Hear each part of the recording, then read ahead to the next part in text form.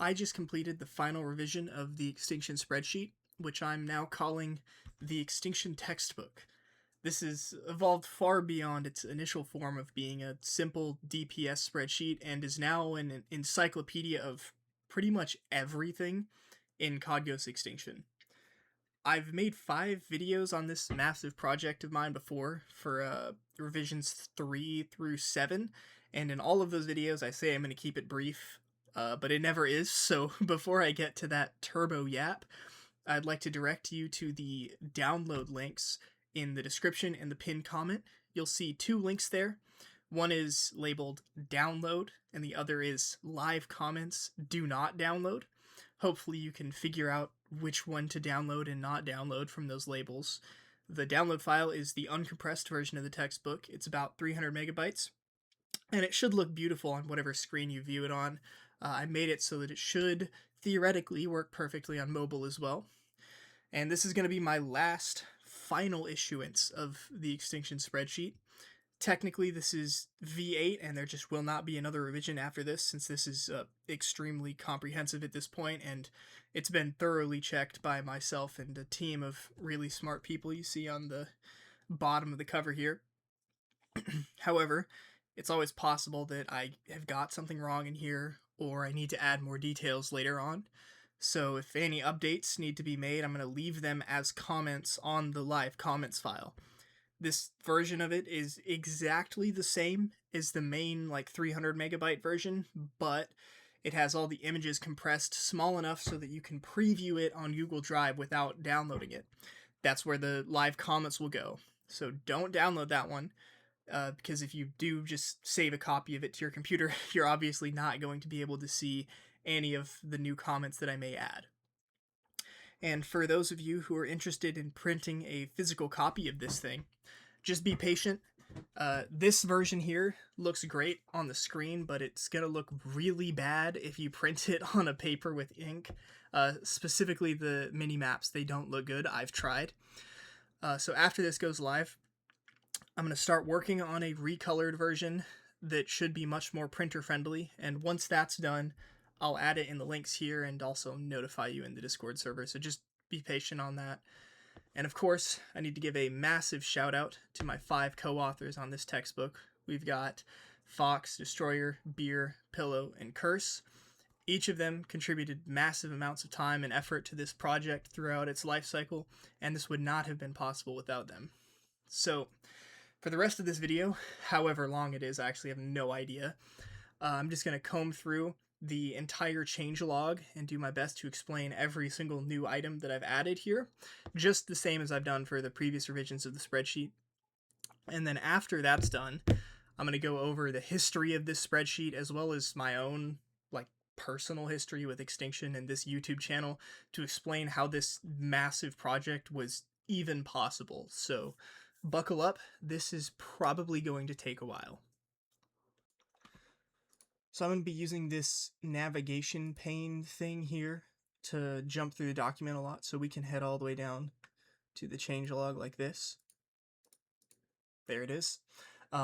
If your PDF reader has any sort of bookmarks tab or a navigation pane, you can use it to navigate this thing too, because it's just hilariously long and hard to navigate without that.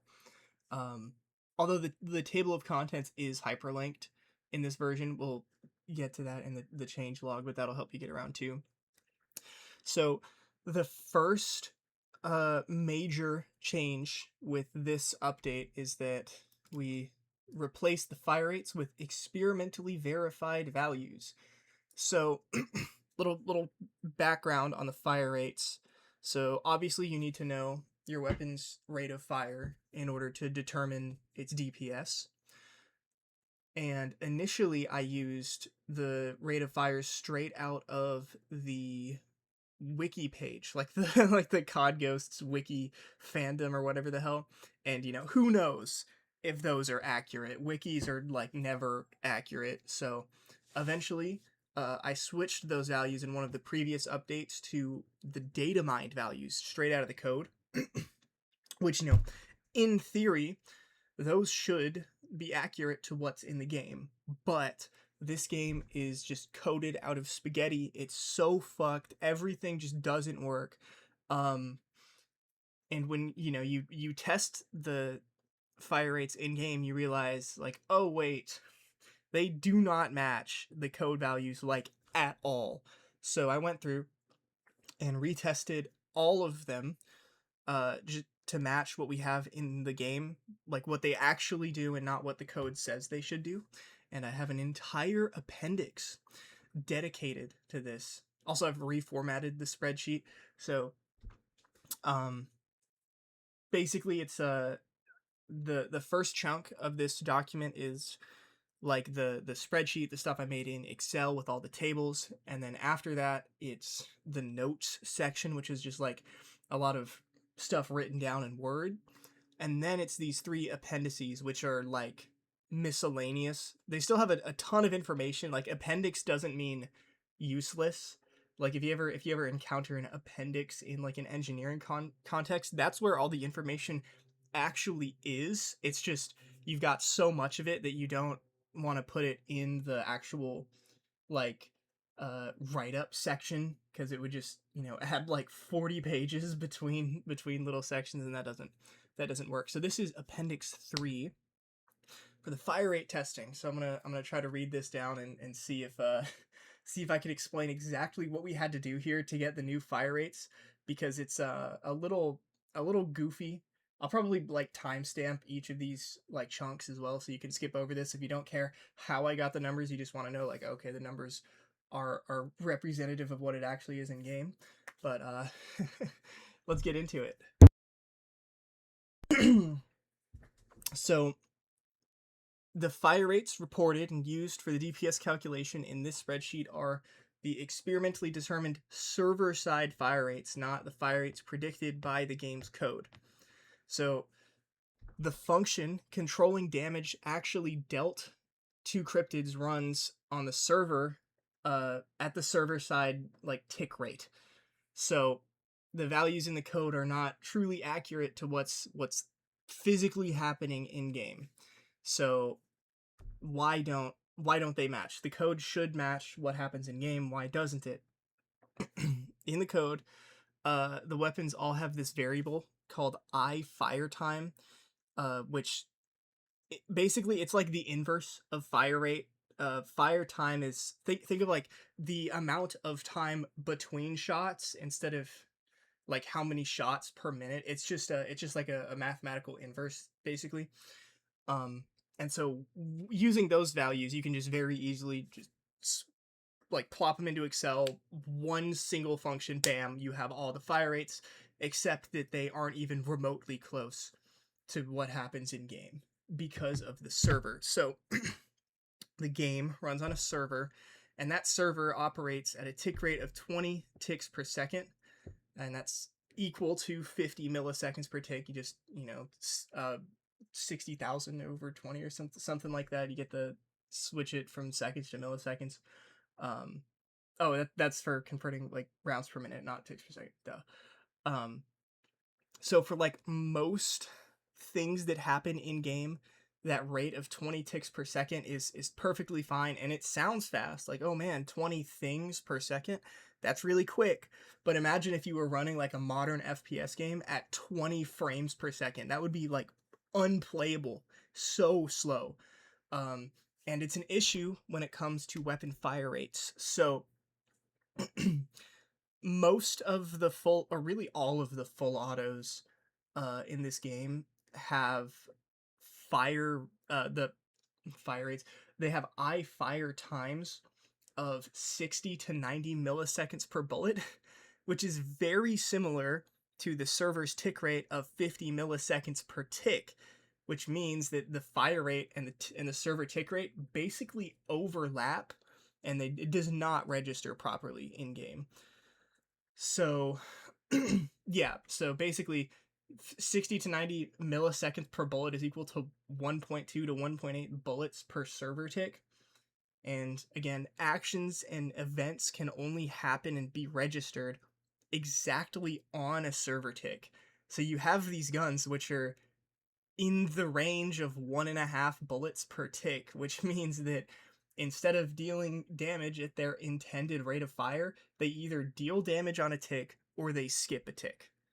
And basically the ratio of skipped ticks to damage ticks is what determines a weapon's true in-game fire rate, because it can't shoot at its code written fire rate. It has to shoot whenever that lines up with the server tick rate, which is just ridiculous. This is a crazy way to like have your game work, and I believe people knew about this in like 2013, like on more technical like multiplayer stuff, or like forums. Even all the way back then, people knew that like this server tick rate was an issue. Like most modern FPS games are running on like 60 ticks per second, or at the very minimum like 45. So 20 is like really not good. Also note that the server tick rate is completely independent of the visual frame rate. They have nothing to do with each other. Okay, so how, can I determine the server side fire rates, like what's actually happening in game? And it's pretty hard. It took a lot of thinking, and I have to give a shout out to Destroyer for creating the tool that allowed me to solve this one. So here are things I've tested in the past, trying to calculate the fire rate that don't really work.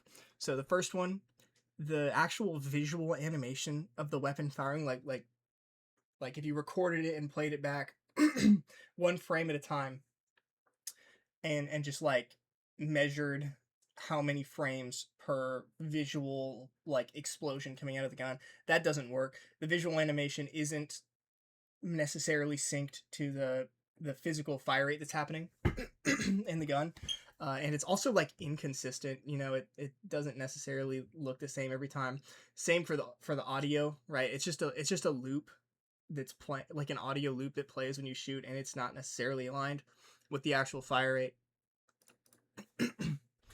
The ammo counter, like the physical like ammo readout that counts down as you shoot bullets out of your magazine, that's frame dependent and doesn't necessarily follow the like what's actually happening on the server side. However, this is the most accurate of all the traditional, air quotes, traditional, like stuff you could do on a console. And it's more accurate than the code predicted values, but it's not perfectly accurate. So how did we actually find these? And I had I had Destroyer write a script for me. So sorry about that. Whenever a map loads, the server starts a stopwatch that just counts upwards forever until the game ends. So the time that this stopwatch reads out is called server time. And because the server's tick rate is exactly 50 milliseconds, it ticks every 50 milliseconds, 20 times per second, this stopwatch exclusively counts up in 50 millisecond intervals.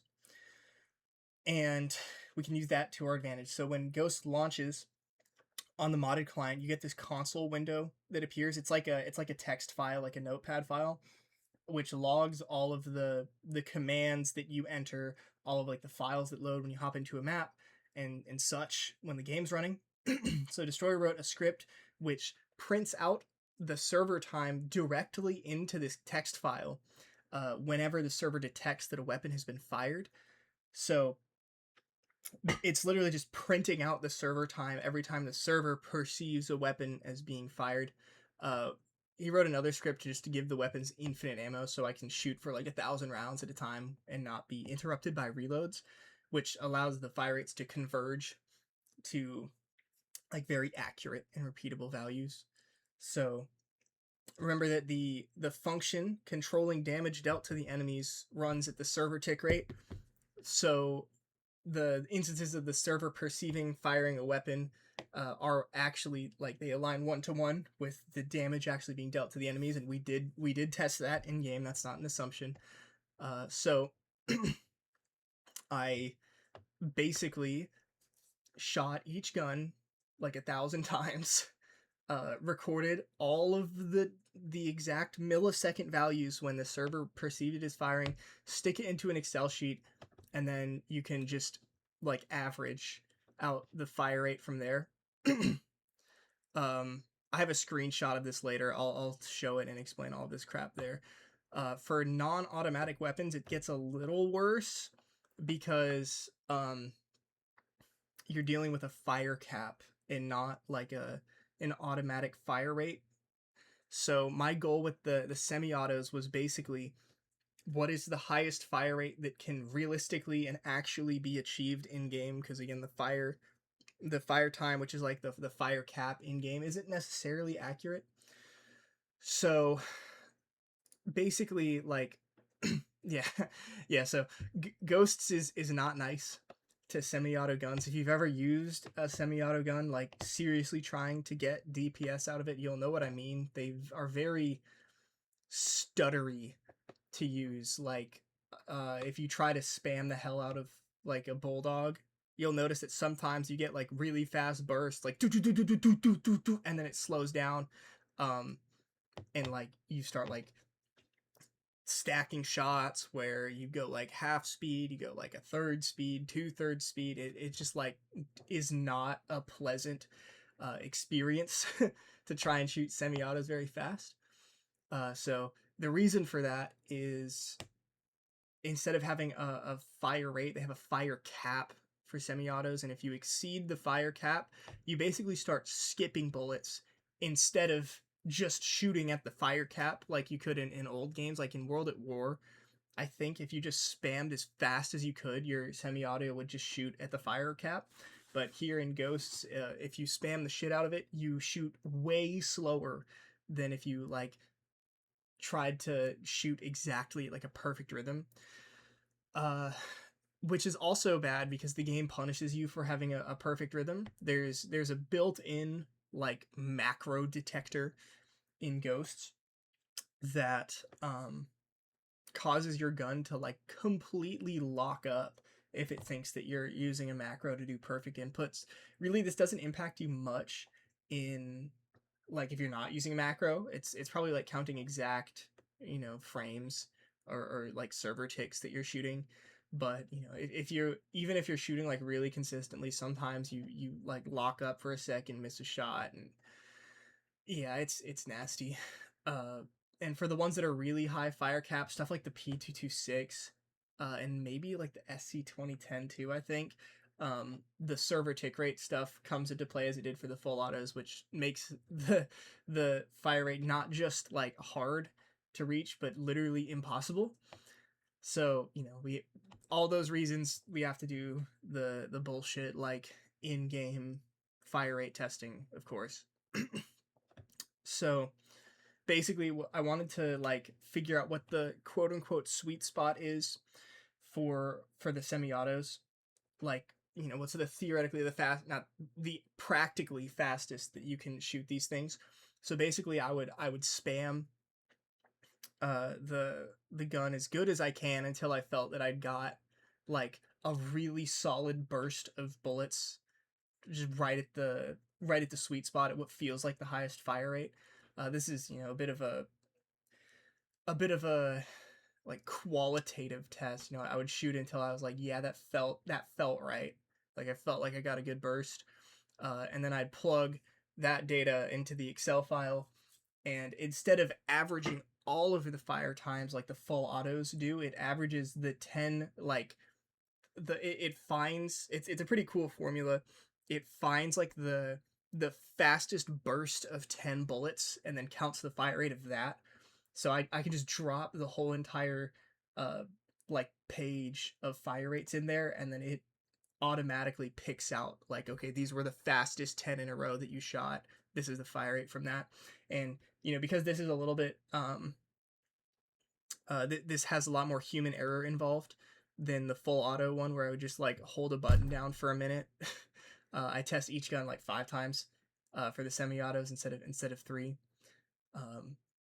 I did the manual weapons were done in the same exact way as this, but their fire rates are so low that a lot of the like bullshit skipping shots issues is just not even come into play. You just spam the crap out of them, so they were easier. And then the burst fire guns are done in the same way as the full autos. because in this game you can pre-fire the next burst during the current burst's delay.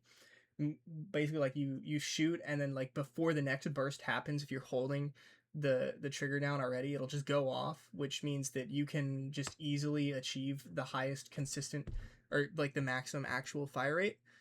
So I could do the burst fires like the full auto guns without any issue. And then I did the reload times in the same manner as this, but let's actually jump over to the example, and I'll come back to the reload time since I've been talking about this without actually showing the Excel. So here is the fire rate calculation for two different guns, both with and without rapid fire. So what you're looking at down here, like all of these values, are the individual like server. These are the server time at the moment the server perceived a bullet is being fired. This is what the console is printing out, right? And so yeah, these count up in 50 millisecond intervals. If you're looking, they either all go up by 100 or by 50, and that's just by whether the shot aligns with or skips a tick, basically. And it continues for hundreds of rows. You can see the amount of bullets fired here. I've got like 700 to 1,000. And then just looking at this one, just this CBJMS here, I tested it 3 times. So this is one test, this is the next test, and this is the third test. So it the Excel, it calculates the number of bullets fired for that test. Just do like a simple like count function. And okay, this is a little weird. It counts the fire time. So when you're shooting 1,000 bullets, it doesn't exactly matter if you count the number of shots or the number of times between shots. But if you think about it, if we take this to an extreme, if I only shot 3 bullets, just like bam, bam, bam, I shot 3 bullets, but you can only there were only 2 spaces between the bullets, which is what matters here. We need to know the fire time, like how long does it take to shoot the next bullet after the first one. And since the first bullet like comes out instantly, it doesn't contribute 1 to that, so you have to subtract 1 for the fire times. Very minute detail, absolutely does not make a difference here, but if I had only shot like 15 bullets instead of 1,030, that would have mattered. And then yeah, for the full autos, the actual like fire rate calculation is easy. It literally just like start minus end total fire time, then divide it by the number of fire times. 60,000 over this number, I believe, gets you the fire rate in rounds per minute. And then I just repeated this 3 times for consistency, and it's like, okay, yeah, we're getting like 937 on each of them, so we'll call it 937 is the actual rate of fire. And you may notice that that appears here again, and it appears in a lot of guns because of the way the server side fire rate works with like either hitting or skipping a tick. It really limits the amount of possible fire rates, and so you end up with a lot of fire rates that are the same. Like this 1071 is the highest fire rate in the game. The stuff that's coded to go at like 1200 usually ends up going here at like 1071. 833 is another really common one, so this is a pretty good example of how I got like any of the fire rate numbers there. So that was full auto. Sorry, I'm coughing today. And then here's the semi-auto. So I've only shown 1 gun here, just the 44 Magnum, and the setup is pretty similar, but the actual formula is a lot more complicated. If you look up here, it's just a bunch of if errors and X lookups and a bunch of like just nasty shit. But yeah, so each test was firing a lot less bullets. So it's 5 tests total. We're firing like 30 to 80. And I'm going until I felt qualitatively like I got a really good representative of the maximum fire rate. So I dump those values in here, like all 5 tests. It counts the number of bullets fired, and then it counts this moving average. So this is, I had mentioned this in like when I was describing it, but what this moving average is doing is it so for example here, let me get rid of all of this shit. So this cell, this guy, let's make you clear, green, and cloud. Okay, this guy, how do we get 255 as the quote-unquote moving average fire rate? So this, for test 1, it looks over and it looks at 1, 2, 3, 4, 5, 6, 7, 8, 9, 10. Come on. My blue beam skills are failing me right now.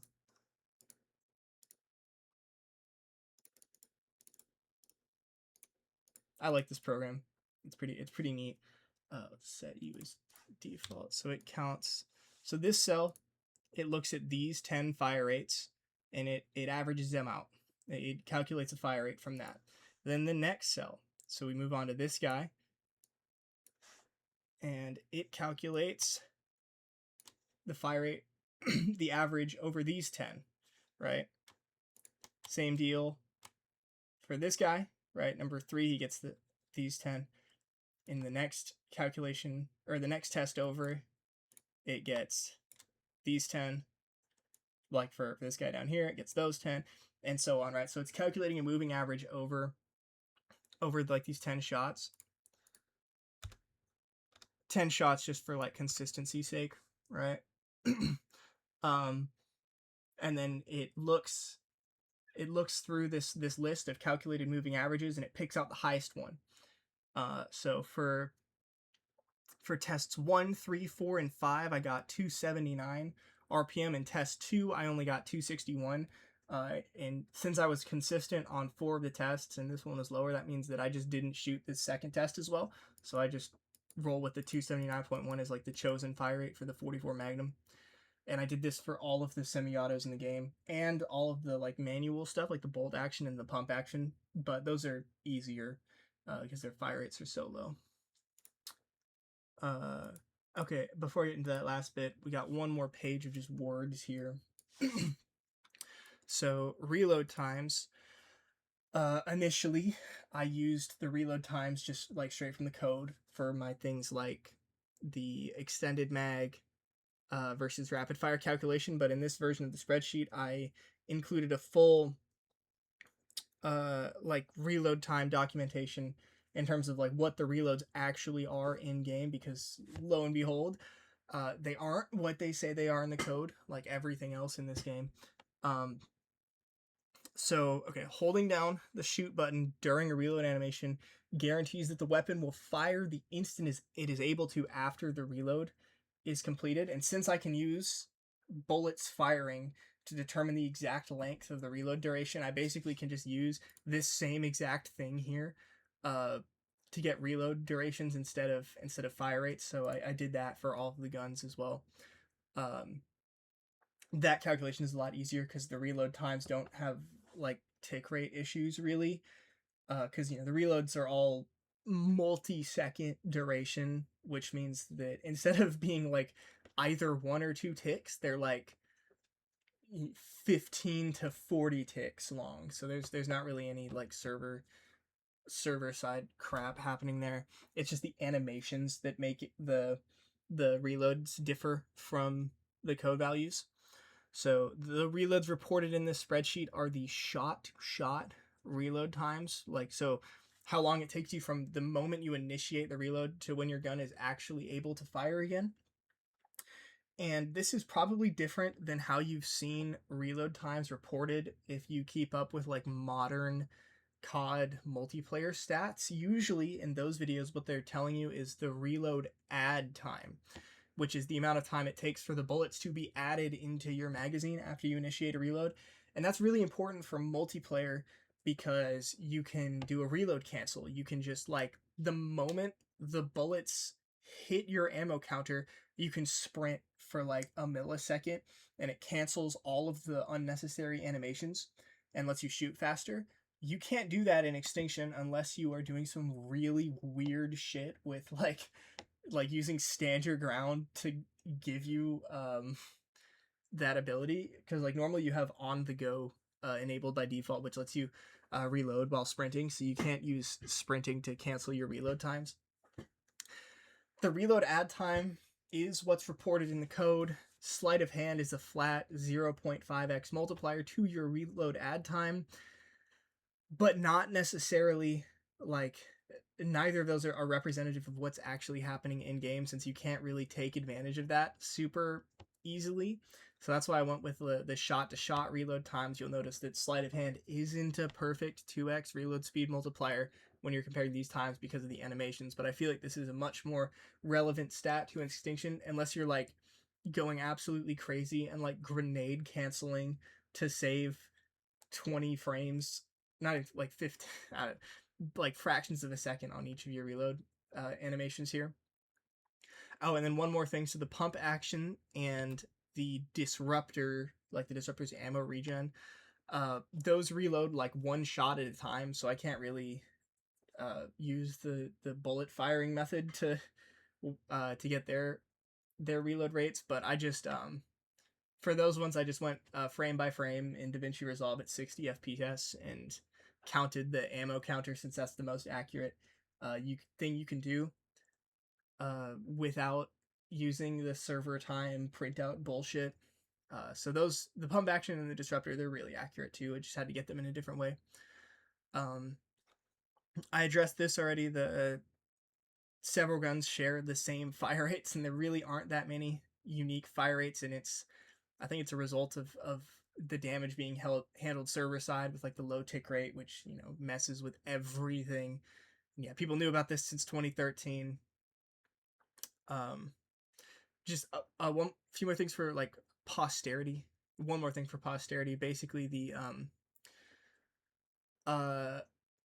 on different maps, weapons can have different code names. Like there are literally different weapons in the code. Like for example, the ARX on Nightfall is a different gun than the ARX on Mayday. You may notice that on Mayday it can have camos, on Nightfall it can't. I of course tested all of the weapon variants as well, and there is no differences there.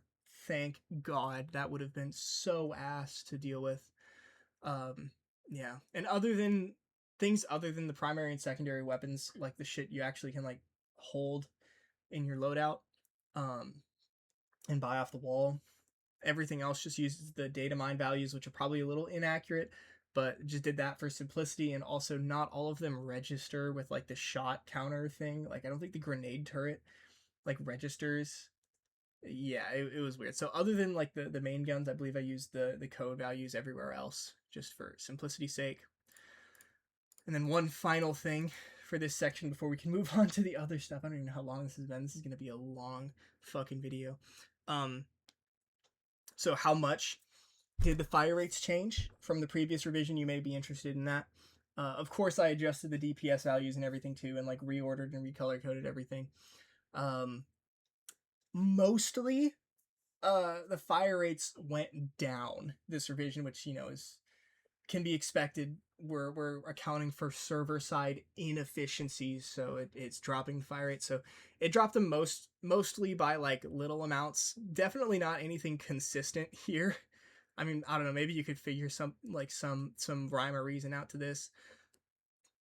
Basically all of the full autos went down a little bit.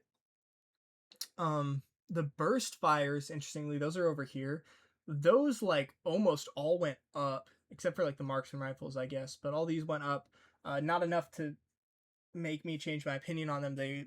Burst fire is still like horrible, but they're a little better. And then the real stars of the show were the semi-auto ones, like the bulldog, the MTS. Those guys got huge increases to the fire rates because, you know, I was using fire caps from like multiplayer and from a data mine, and they were all inaccurate and shit. So those went up a lot, like the shotguns, and then I guess the 44 Magnum as well. But I think, yay, that's bullet point 1. I don't know, how long has it been? Does DaVinci Resolve tell me how long it's been? No? Okay, well, it's been a minute. Yeah, okay, added the DPS values for the akimbo pistols. I'm talking about like up here at the top. Here, the pistols. These akimbo pistols weren't here. So I added these values. One slightly important thing to note is that when you go akimbo, the MP443 and the Magnum have their single pistol fire rates nerfed. A little for the MP443 and like a lot for the 44 Magnum. I'm talking about single pistol, as in if like you're shooting just one pistol. Just as like a balance thing, they lowered those fire rates. But obviously, this DPS over here accounts for the full fire rate and not just the single pistol. It counts for both of them.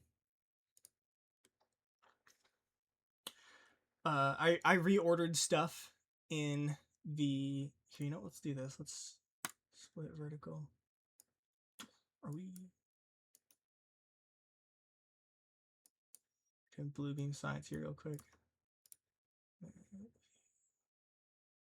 Okay. Back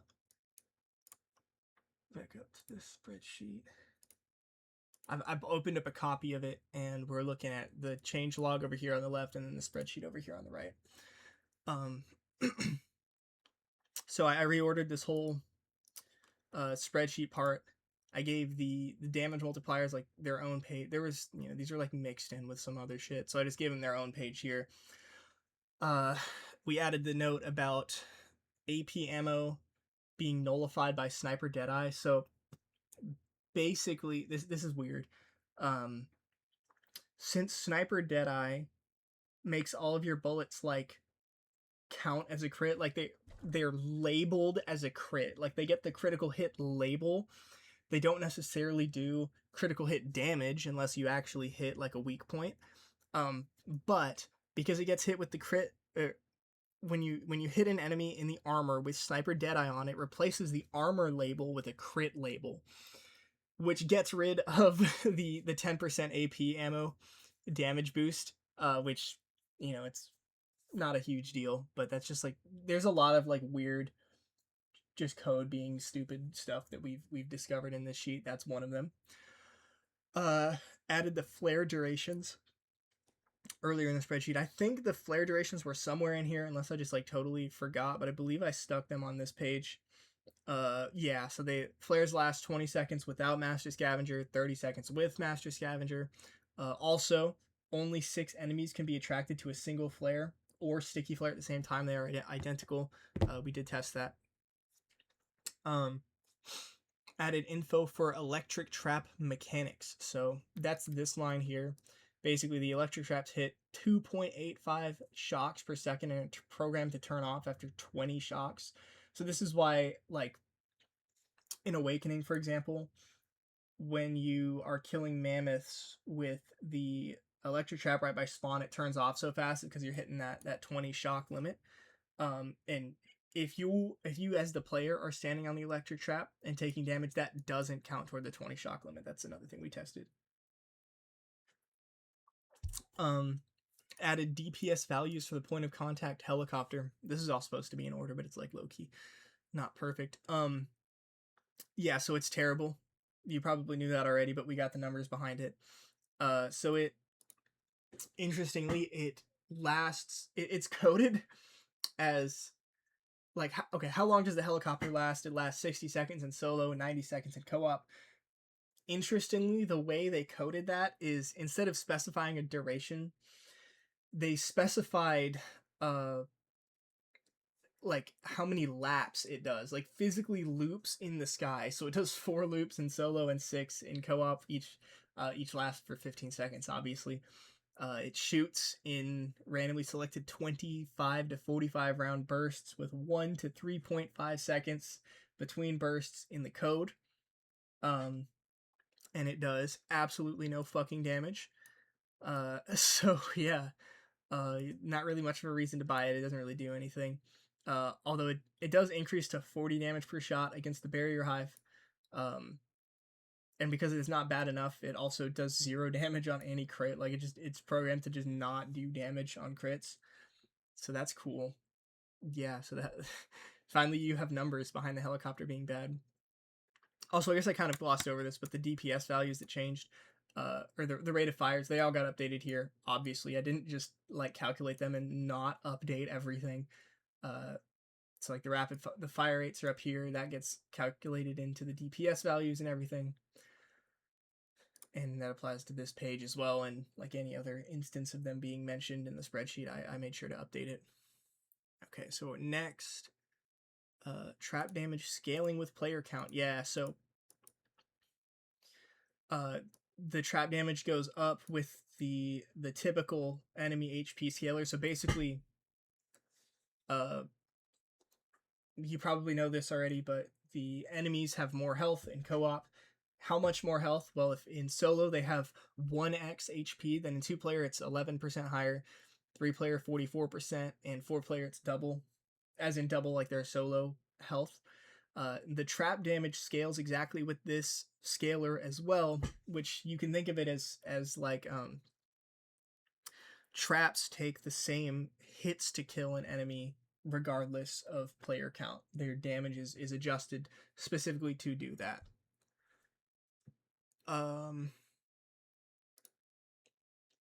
Okay, removed personal favorite weapon section.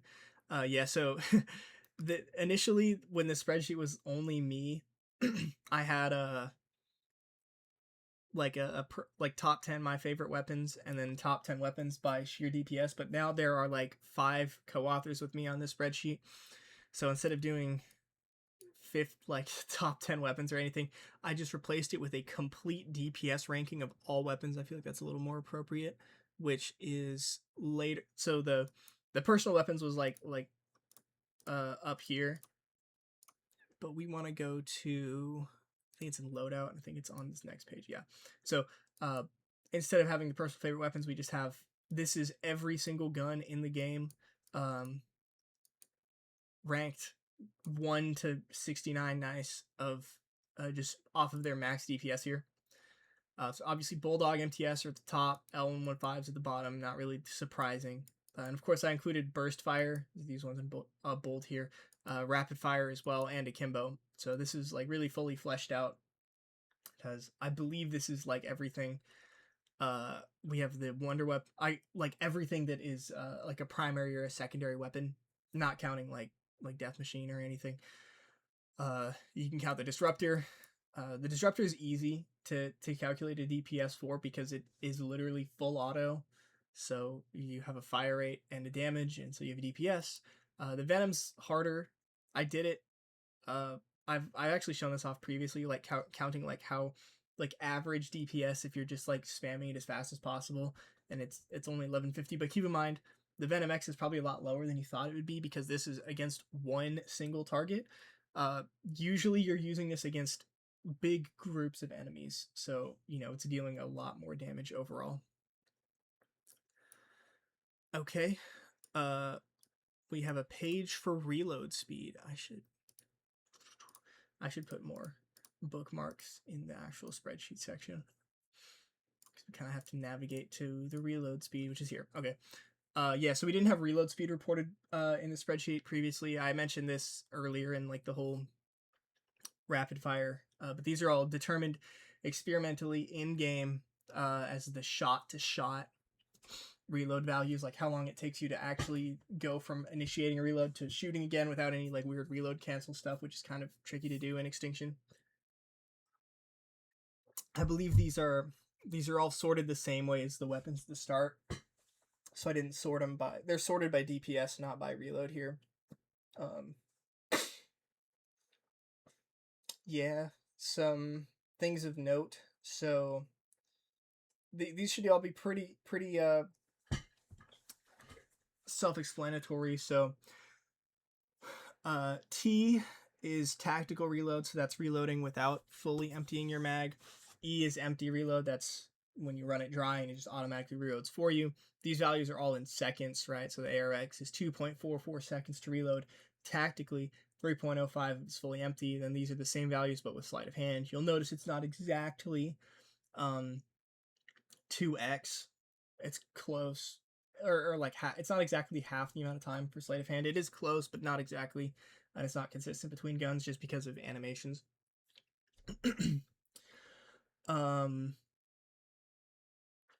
Obviously some guns like the launchers don't have tactical reloads since they only have one shot, so they only have empty reloads. The pistols have 4 because there's tactical and there's empty, and there's Akimbo tactical and Akimbo empty. But fundamentally the same thing here, you just have an extra one to consider. Pump shotguns, these are, so it takes this amount of time, like 1.17 seconds to put the first shell in the FP6, then 0.5 per shell because you can reload with different amounts of shells, and then 1.23 for the last shell. This is like including the animation, like pumping it and getting it ready to go again.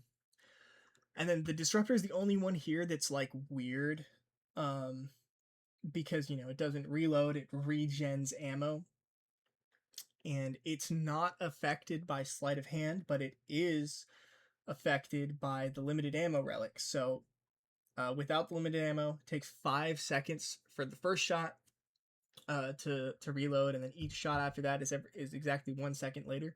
So for all 10, it takes 14 seconds. Like if you do the full 10 shot. And then with limited ammo, it cuts the amount of ammo the disruptor has down to 5.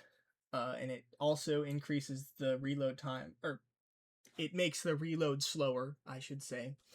First one takes 7.5 seconds, which is pretty abysmal. Then 2 seconds per shot for the remaining ones, for a total of 15.5 seconds for the whole thing, which is not great. But that's all there is really on this page. Color code is by the average reload time, so each gun has. I didn't want to like oh, this is a blue reload, and this is a green reload, and this is an orange, and this is a red. Nah, that would look like shit. So I averaged out all the reload times, like all 4 of these, or all 8 of these, and then just color coded based on that. That should be good for reload speed. Teeth grind. Here it is. Okay, so I did a big Exodus tooth grind a while ago. Like on Steam, I just went and like ground out 25, 22 teeth from nothing, just for fun, just to do it again. I had already used the teeth hack at this point to unlock everything, but I wanted to like redo it all, so I re-grinded all the teeth, and for use in this spreadsheet, I recorded the amount of teeth I got like per game to get some numbers on the Exodus tooth grind strat. So this is what they are here. I recorded 69 games, completionist rate 86%, which may seem low, and it like low key is. I wasn't sweating my ass off this entire time, but yeah, average game length 36 minutes, which is like quick, but definitely not a speed run. I'm not like pushing it to the limit there. So using my strat with my numbers, I was getting 21.4 teeth a game, which is an average of 35.7 teeth per hour. And then I guess I didn't report it here. Let's see, how long do y'all think that would take to get the full 25.22? So 25.22 teeth divided by 35.7 teeth per hour is 70.1 hours. So if you're running it at my rate, it would take 70 hours to get all the teeth. And if you were, of course, running it at the absolute maximum teeth rate, it'd be like 46 teeth per hour, which is quite a bit more. I think, is that all we did for the tooth? Yeah, that's about all we did for the teeth section here. I think I reformatted this to look a little better, but all this information is the same as it was previously. Bier did a really good job with all of this back in V6. Yeah, V6 was his massive contribution. Okay, so I reformatted the entire enemy HP and damage section. So this, nope, not there. I need to add more. I'll probably add more bookmarks before I send this out. So the enemy section, it used to be just like this table that looked really bad and was like impossible to read. So instead of having it shown like that, I basically created little, I don't know, trading cards of each enemy, basically. I explicitly show the HP for each enemy here across each player count instead of just making you like infer it yourself. I corrected Scorpion damage values. So yeah, the small shot is 20, And of course, there's a 20 damage max if it like hits you directly, and there's of course a blast radius. Same for the large shot. There's like a blast radius. The further away you are, the less damage it does. We have the gas info here, so it does 6 damage per hit per pulse, which pulses 16 times at twice a second. So all that info's there. Seekers are weird. You may notice their card is a little bigger than everyone else's. So, I should say Seekers are weird on Mayday. So, normally they deal, 10 to 40 damage depending on how close you are to them. On Mayday, they deal less, and on Mayday solo regular specifically, they deal even less than that. Also on Mayday solo regular, only solo regular, they have 90 HP, which is like hilariously low. I'm not exactly sure why. I guess it was like a balance thing, but they you can see this in game. We got this from the code, but then if you test it in game, like the Seekers on Mayday solo regular will get one shot by an ARX, which does 100 damage, which is pretty neat. Yeah, it's just a weird Seeker exception. There are a few other like weird things about Mayday, particularly that are like balancing stuff. I think we'll get into those. So then next we got the searching. So previously I had the point of contact search box distribution. So like this much was in the spreadsheet, and we've expanded it to include all of the maps since the boxes are different on each map. Obviously they have to be different because you can search up different items on different maps, but they're of course different. And if you aren't super familiar with searching, every search box is separated into easy, medium, or hard, just based on whether the developers, like how hard the developers thought it would be to find. And these easy, medium, hard have different distributions of items they can drop. And the way it specifically works in game is there are a ton of possible search box spots on each area. There's like a way more than you'd think. There's twice as many as you'd think, because exactly half of them are selected to actually spawn in, and that's half of each difficulty.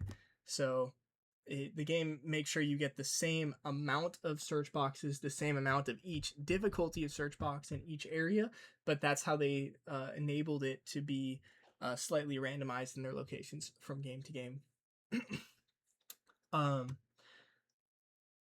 If you want to find more flares, search before you acquire a primary weapon. To really maximize your flare probability, which is what I have here, you have to have already found all intel, and then leave 2 hypno knives on the ground. So if you don't know, there can only be 2 hypno knives on the ground, like searched up, just sitting there, before the game like stops giving you hypno knives. Now, if they're in your inventory or if you've like thrown them, that doesn't count. But if they're just sitting there on the ground at the search box spot, you won't be able to find any more. So you leave 2 hypno knives on the ground, you search all the intel, you can get these maximum flare probabilities down here.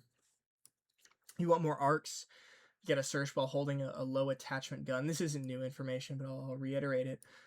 You can only find attachments that are valid for the gun you're currently holding, with one exception being snipers don't work, or like anything with 0 valid base game attachments doesn't work. So like the Cassette obviously won't work or anything. But the chainsaw is the best gun in the game to find arcs because you can only have 4 attachments. The Ripper's the next best because it have 5.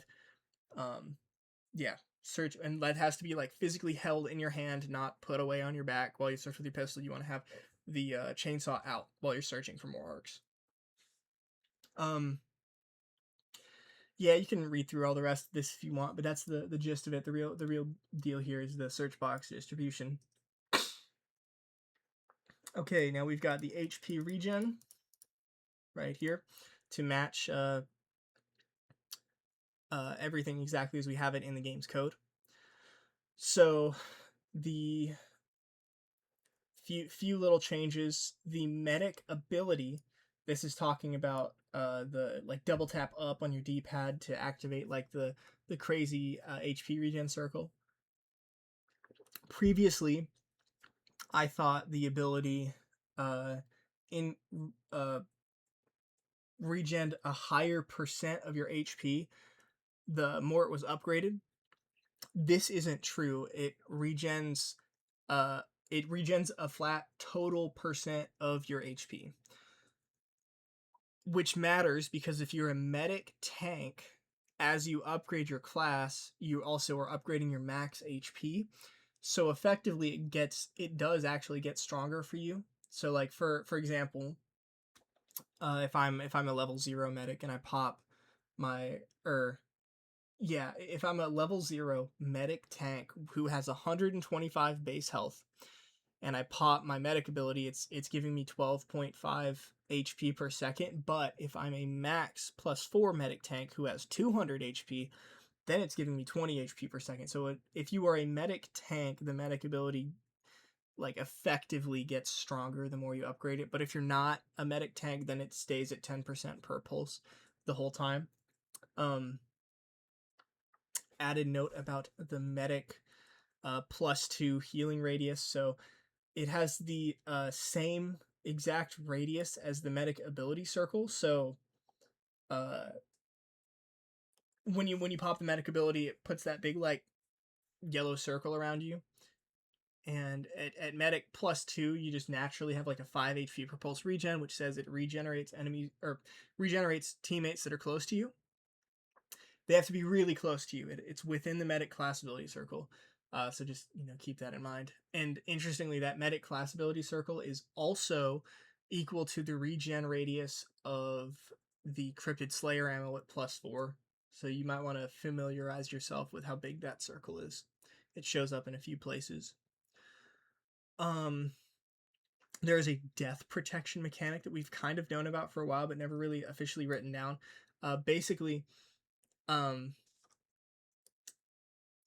game lets you take what would have been a fatal hit. Like if I'm down at like 5 HP and a hunter swipes me and it would have dealt like 10 damage and killed me, it'll let me tank that with 1 HP remaining. But there is an exception that if the hit that would have killed me does more than 20 damage, like if you got smacked by like a rhino or a meteor or something, that'll just kill you.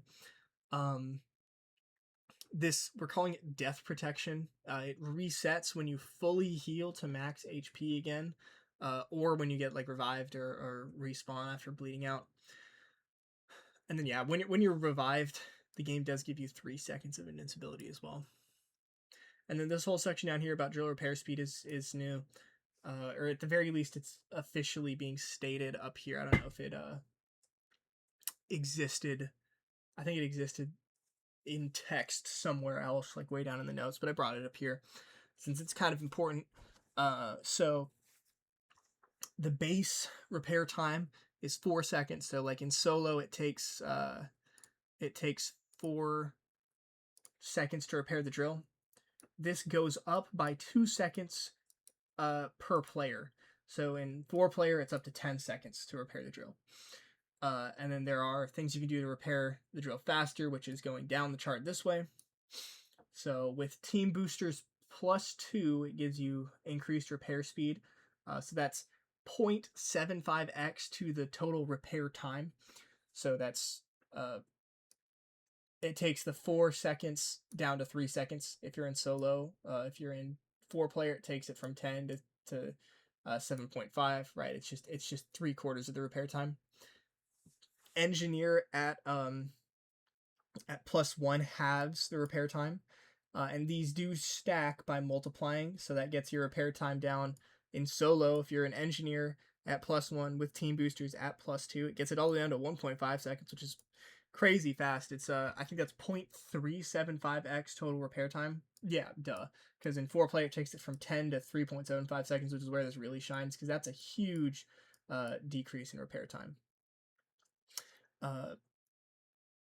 If you're at little notes, engineer at +0 allows you to shoot while repairing. +3 makes you take 0.75x damage while repairing. That's the same as the medic. damage. Here it is, yeah. Same as the medic damage protection. It gives you 0.75x damage taken while reviving someone. Same as engineer +3, giving you 0.7x damage while repairing.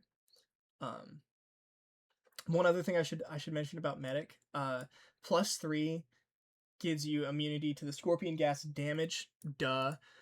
But what they don't tell you is that +1 gets you immunity to the shell shock effect of the gas, of the scorpion gas. You might not know that, because it doesn't say it anywhere, but it does. It does that. Good to know, right? And of course, there is a glitch that allows you to repair or revive without, allows you to shoot while repairing or reviving. We mention it in the notes. It's kind of hard to do on controller, but it's really easy on keyboard and mouse, just like messing with your inputs and stuff. The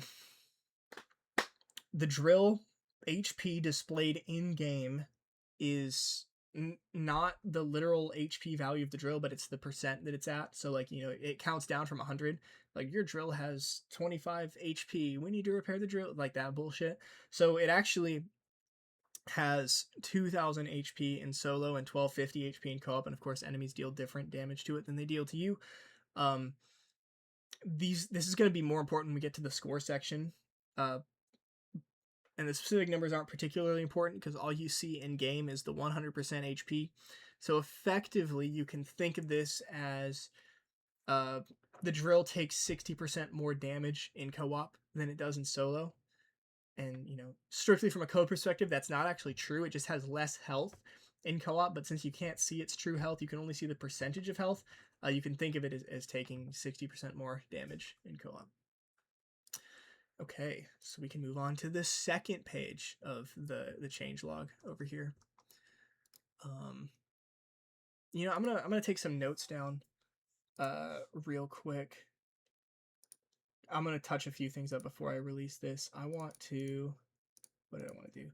I'm going to add, I can touch things up in Bluebeam. We'll add total time for grind. I'll take care of these before I release the spreadsheet. Add total time for grind. Let's go back here. Oh, nope. Go here.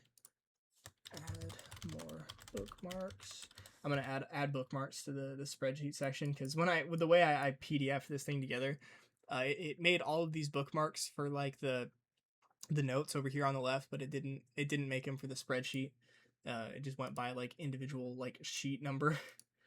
Was there anything else? I think that was it.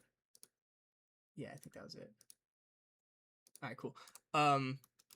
Back to so we go into the movement speed section.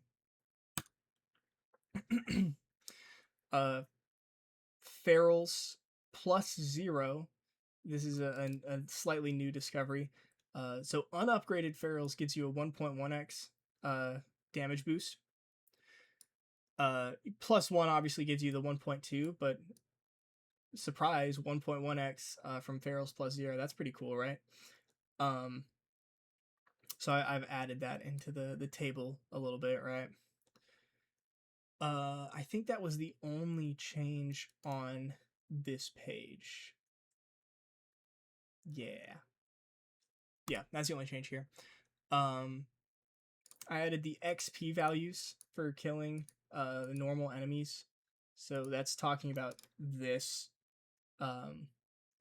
right here. So when you kill an enemy, it gives you like XP, even if you're not during a hive. This is why you can like level up during the infinite grenade turret glitch, or why the rhino run is so effective at leveling up, because each rhino is giving you 500 XP. Interestingly, scorpions give you more XP than gargoyles and phantoms. Who would have thought, right? That's pretty cool. I think I corrected some values up in here too. All throughout this spreadsheet, there's going to be like little tiny corrections that I maybe didn't necessarily put in the changelog, just like little things. So feel free to go through the entire 162 pages, compare it to the previous one, and find all of the differences if you're so inclined. So we go onto the loadout page here. There's quite a bit different here. Note the weapon +4, it decreases your spread, but it only is decreasing it by when you're moving. Like, it doesn't increase your base spread. It just keeps it from opening up as much as you are like strafing around. Yeah, we added that note about the medic +1 giving you immunity to the visual and like the shell shock stun effect. And it also gives you like the 0.75x damage while reviving. We added blast radius information on the mortar strike, so that's like yeah, that's like these guys here, the base radius and stuff. Then fire rate for sentry guns, it's starts at 400, goes up to 600. Added the fire rate for the MK32 and the death machine, and these are actually tested by the same method as the primary and secondary weapons. So I did actually test the MK32 and the death machine's fire rates in game. They aren't just ripped out of the code, which is why it's 1071 instead of 1200. You know, it's like this is the common replacement for 1200. It goes down to 1071 usually. Added the fire rates for the grenade turret and portal turret. These are from the code. And there is one correction on grenade turret +1. So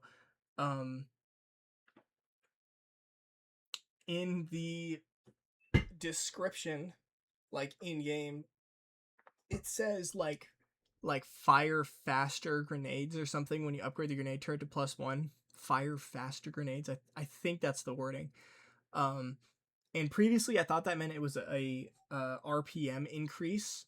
It's not. It's a bullet velocity increase. So the grenades travel faster and have less drop once you get to 0.1 or +1. And it's a big change. It goes a lot quicker. And then there's a note about Vulture being bugged, because of course it is. About the Vulture extended duration. Yeah, with the Vulture extended duration upgrade, it makes the thing last 50% longer, and it says it increases the rocket frequency, but it doesn't. It's just bugged, and it just doesn't increase the rocket frequency. So it's like reason number 87 on why to not use the Vulture. Okay, and these next, we already went over the weapon DPS ranking at the start. The attachment map. So these are some cool pages here. There's like 3 more pages that I've added here. So if you are on Alterware, like the modded client, you can give yourself weapons by typing commands into the game's console. So you press the, I don't even know what this key is called. It's this thing. It's up in the top left, like right above tab. You press that to open and close the console. And the command is, there's no like /give, there's no quotation marks or anything. It's just give space, then you write the weapon that you want, and then you just all the attachments. So the commands in total look like this: give IW6X underscore alien AK12 underscore MP plus reflex plus XMag scripts alien muzzle brake. You can also use underscores instead of the plus here, but I do believe you need to use underscores here. Obviously you'll need to have SB cheats 1 turned on for this to work, but this table here tells you all the attachments that can go on to every gun, also what guns they're valid on. Keep in mind some weapons have different names on different maps. Like for example, the ARX is a different name on Nightfall than it is on Mayday. It takes the same attachments, but it does take different camos. So yeah, you can use this to construct your guns in Alterware as much as you want, and then you can do some cursed attachments. Like for example, there's marksman rifle scopes and stuff, but I have an entire page of cursed attachments here, which is the same stuff, but just things that shouldn't exist, but they do. So you can put the thermal scope back on your guns using these. Different optics. There's the hybrid optic, and then which is like the VMR, and then there's the tracker optic. You can put silencers on a lot of guns, flash suppressors, shotguns, grenade launchers, though these are not functional. You can put like non-functional tack knives on the pistols. Some of the ARs you can you can do like single or like semi-auto. Like the honey badger, you can go semi-auto with it. SC10, you can give it semi-auto, but it already is. So yeah. Slug rounds without explosive ammo is possible. With the shotguns, you can go chrome line, doesn't do anything. And yeah, I should reiterate, this first page is probably where you want to spend your time, because this is all of the like normal attachments, and then this is just like the fun weird stuff that you can put on if you want to like break your guns. So one interesting thing I found, I guess I'll come back to this. Let's go to the next page, the camos and reticles. So let's look at these. So you can specify reticles and camos to put on your guns, because you probably know that as you cycle through attachments, your reticle changes and your camos change. You can specify exactly what you want using these codes here, and it looks the function is the same as the other one, right? So you've got the give gun plus attachments, and then underscore camo underscore scope. So yeah, if you leave it blank, you get obviously no camo, and you get the default reticle. So you get the red dot on the reflex, you get this guy on the hollow, and this on the ACOG.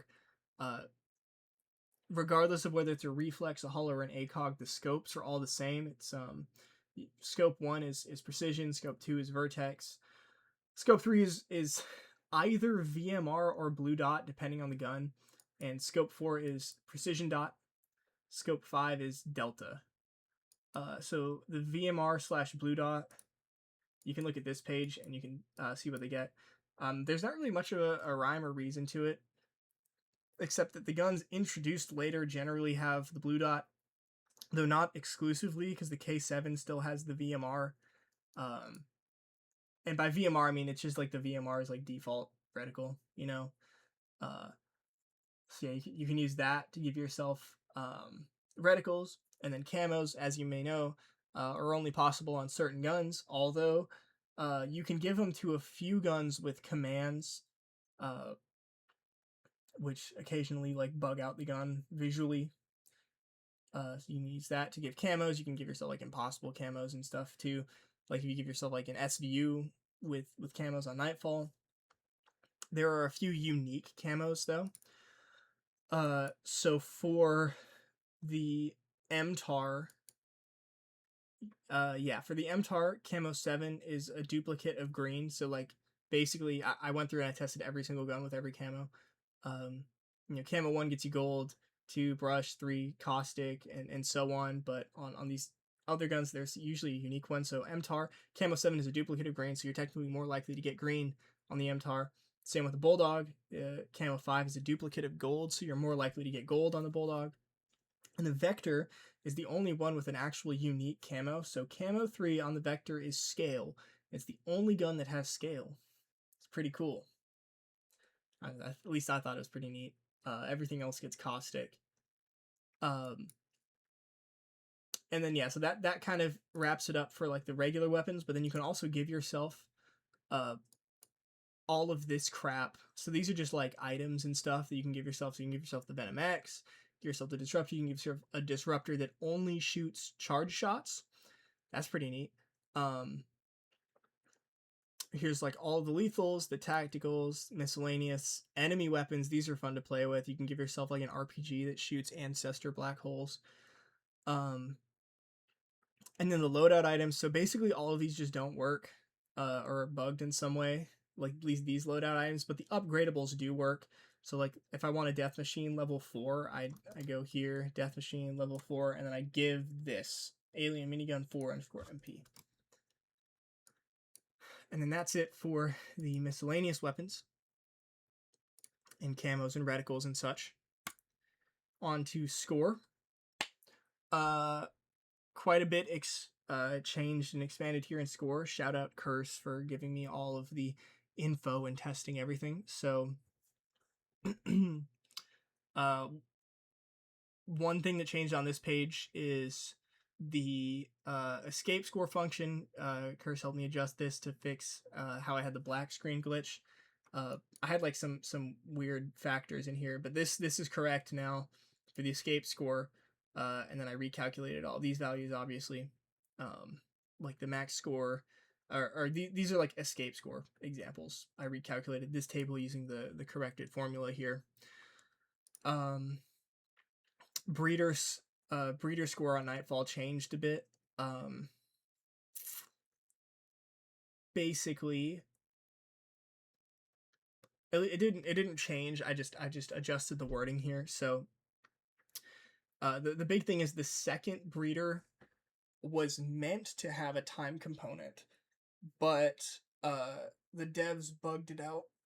They incorporated it wrong. So instead of counting like final breeder time on the final breeder fight, they count first breeder time on the final breeder fight, which doesn't count down.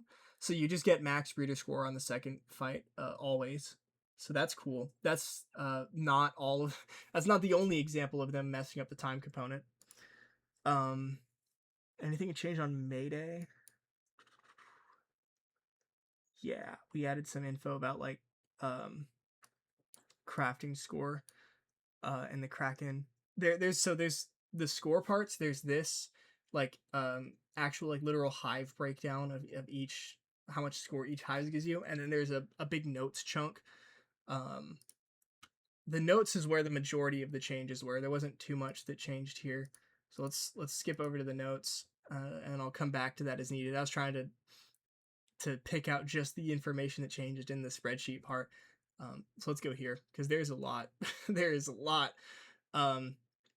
Okay, so first drill. This was fun and this was very last minute.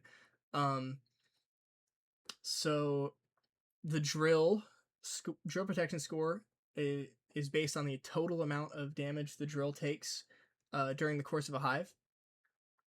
So drill protection starts at its maximum value, which is like 4,500, and then that gets adjusted up by like the cycle scalars, obviously, and then it just linearly falls to 0 as the drill takes damage.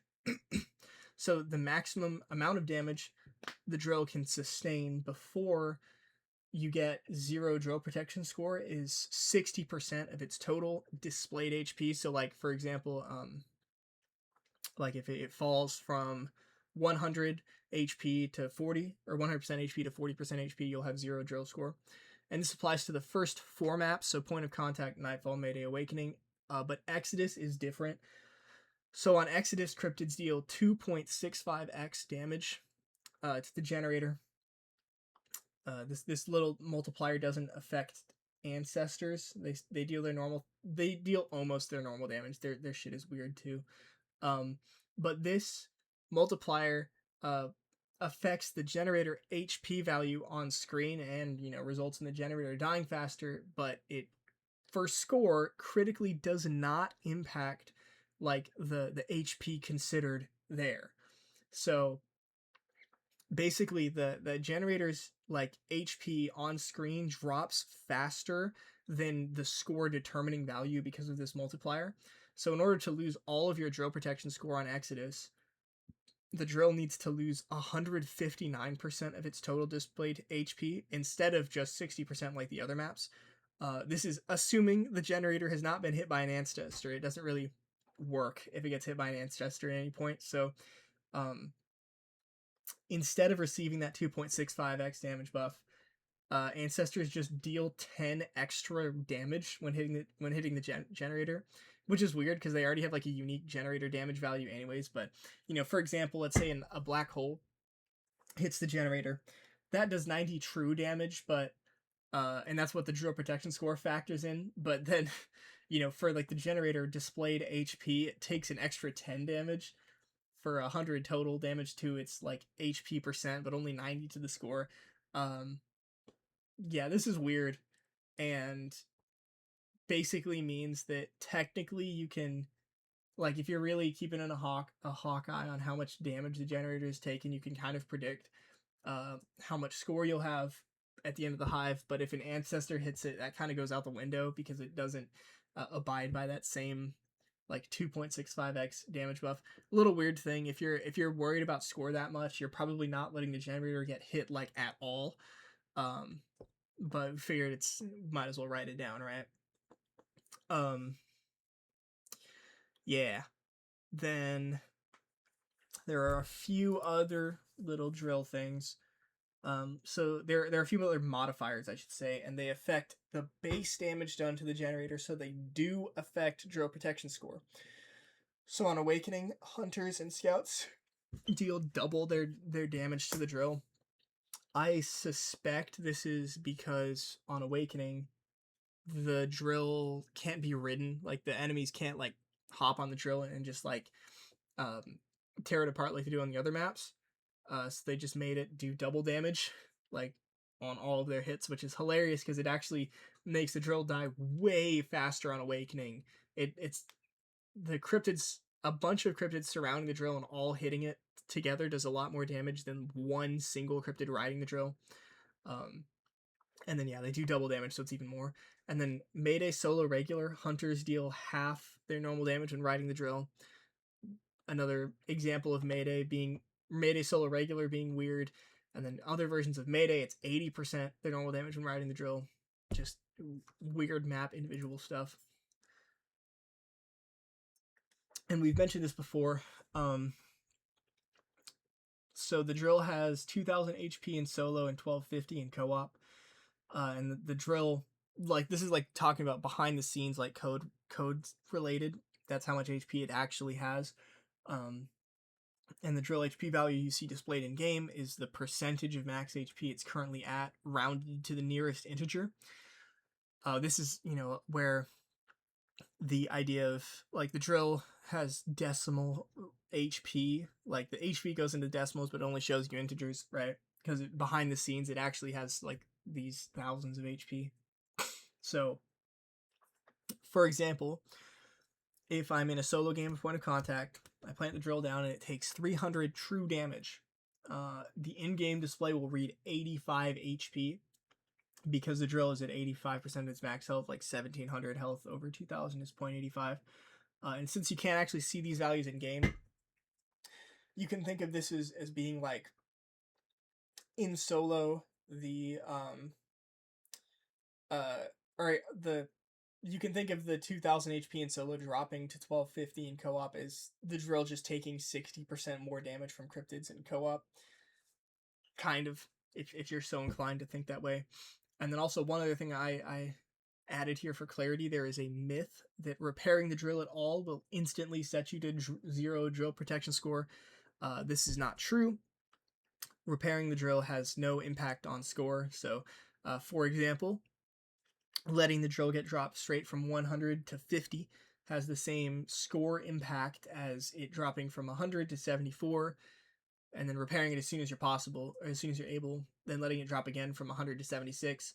Either way, 50% total damage was dealt. The drill score impact is the same. Similarly, the 25% drill HP boost from Engineer doesn't have an effect on drill protection score. Dropping from 125 to 75, same deal, lose 50% HP.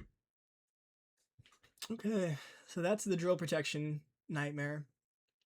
Then we've got the teamwork and personal skill. We just increased some notes in here, I think specifically about like the accuracy.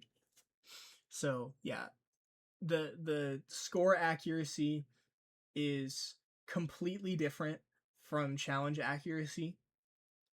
So on the challenge, you have to shoot a bullet.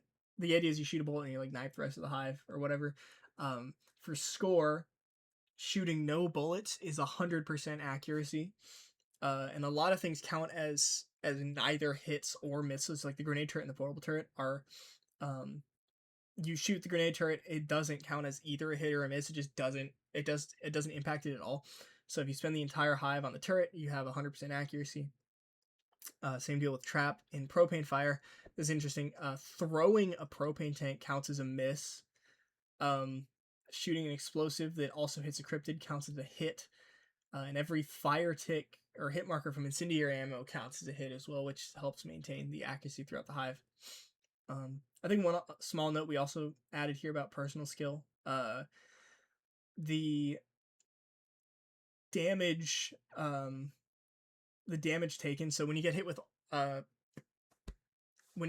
armor on, your HP takes exactly 1 HP of damage. It's interesting. We get into that a little more later, but that hit of HP damage counts towards the personal skill like damage score, but the damage the armor takes doesn't. It's just what hits your HP. What else is new here? Info on the barrier hive values. Yeah, so on like barrier hive 2, you get this goes for the teamwork as well. You know, you get 1.5x the score, but it's the same requirements as barrier hive 1. It's just a blanket 1.5x score awarded at the end of it, right? And then yeah, so for teamwork, it's normally you have to teamwork score is like drops plus revive plus damage. So you need to get 10 drops in a hive to get the max drop score. And if it's 0 is no drop score, so it goes up linearly between the two. Like pretty much all scores is linear except for the point of contact escape. I think that's the only thing that's not linear. Picking up boxes counts as a drop. Throwing boxes down counts as a drop. Picking up money counts as a drop, but dropping it yourself doesn't. So you can kind of just swap money with your teammates to reach max score pretty quickly. There are two exceptions to the 10 drop max. So the barrier hives requires 20 drops, and the doors on Exodus require 17. Revive score, I think we had a little bit of info here. Yeah, it starts at 100% score, goes down 20% every time a player goes down. So if there are 5 total downs, you lose all of your revive score. Or if anyone bleeds out, you lose all of it instantly. But falling off the map counts as a down, not a bleed out.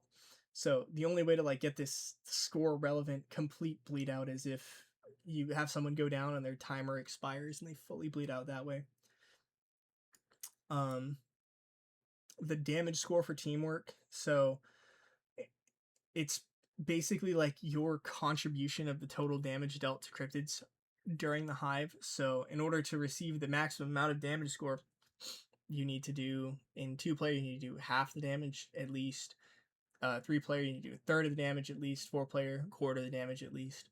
And it counts the total damage your attack dealt regardless of any HP. So it counts like overkill damage. So if you, for example, if I finish off a 1 HP scout with a 500 damage MR 28, that counts as the full 500 damage instead of the 1 damage.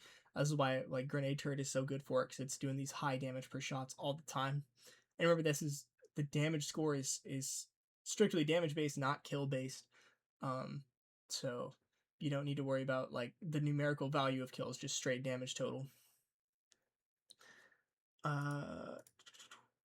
Yeah, Bier hive specific teamwork values. And then yeah, so some values have their teamwork glitched out where they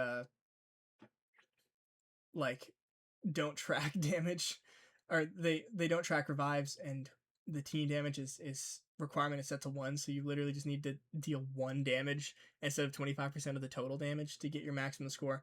So this is a list of all the teamwork bugged out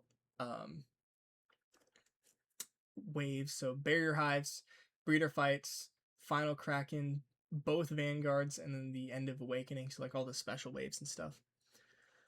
Huge shout out to Kursse for getting all this information for me, because I'm not much of a score dude, so a lot of this would I would not have been able to find any of this.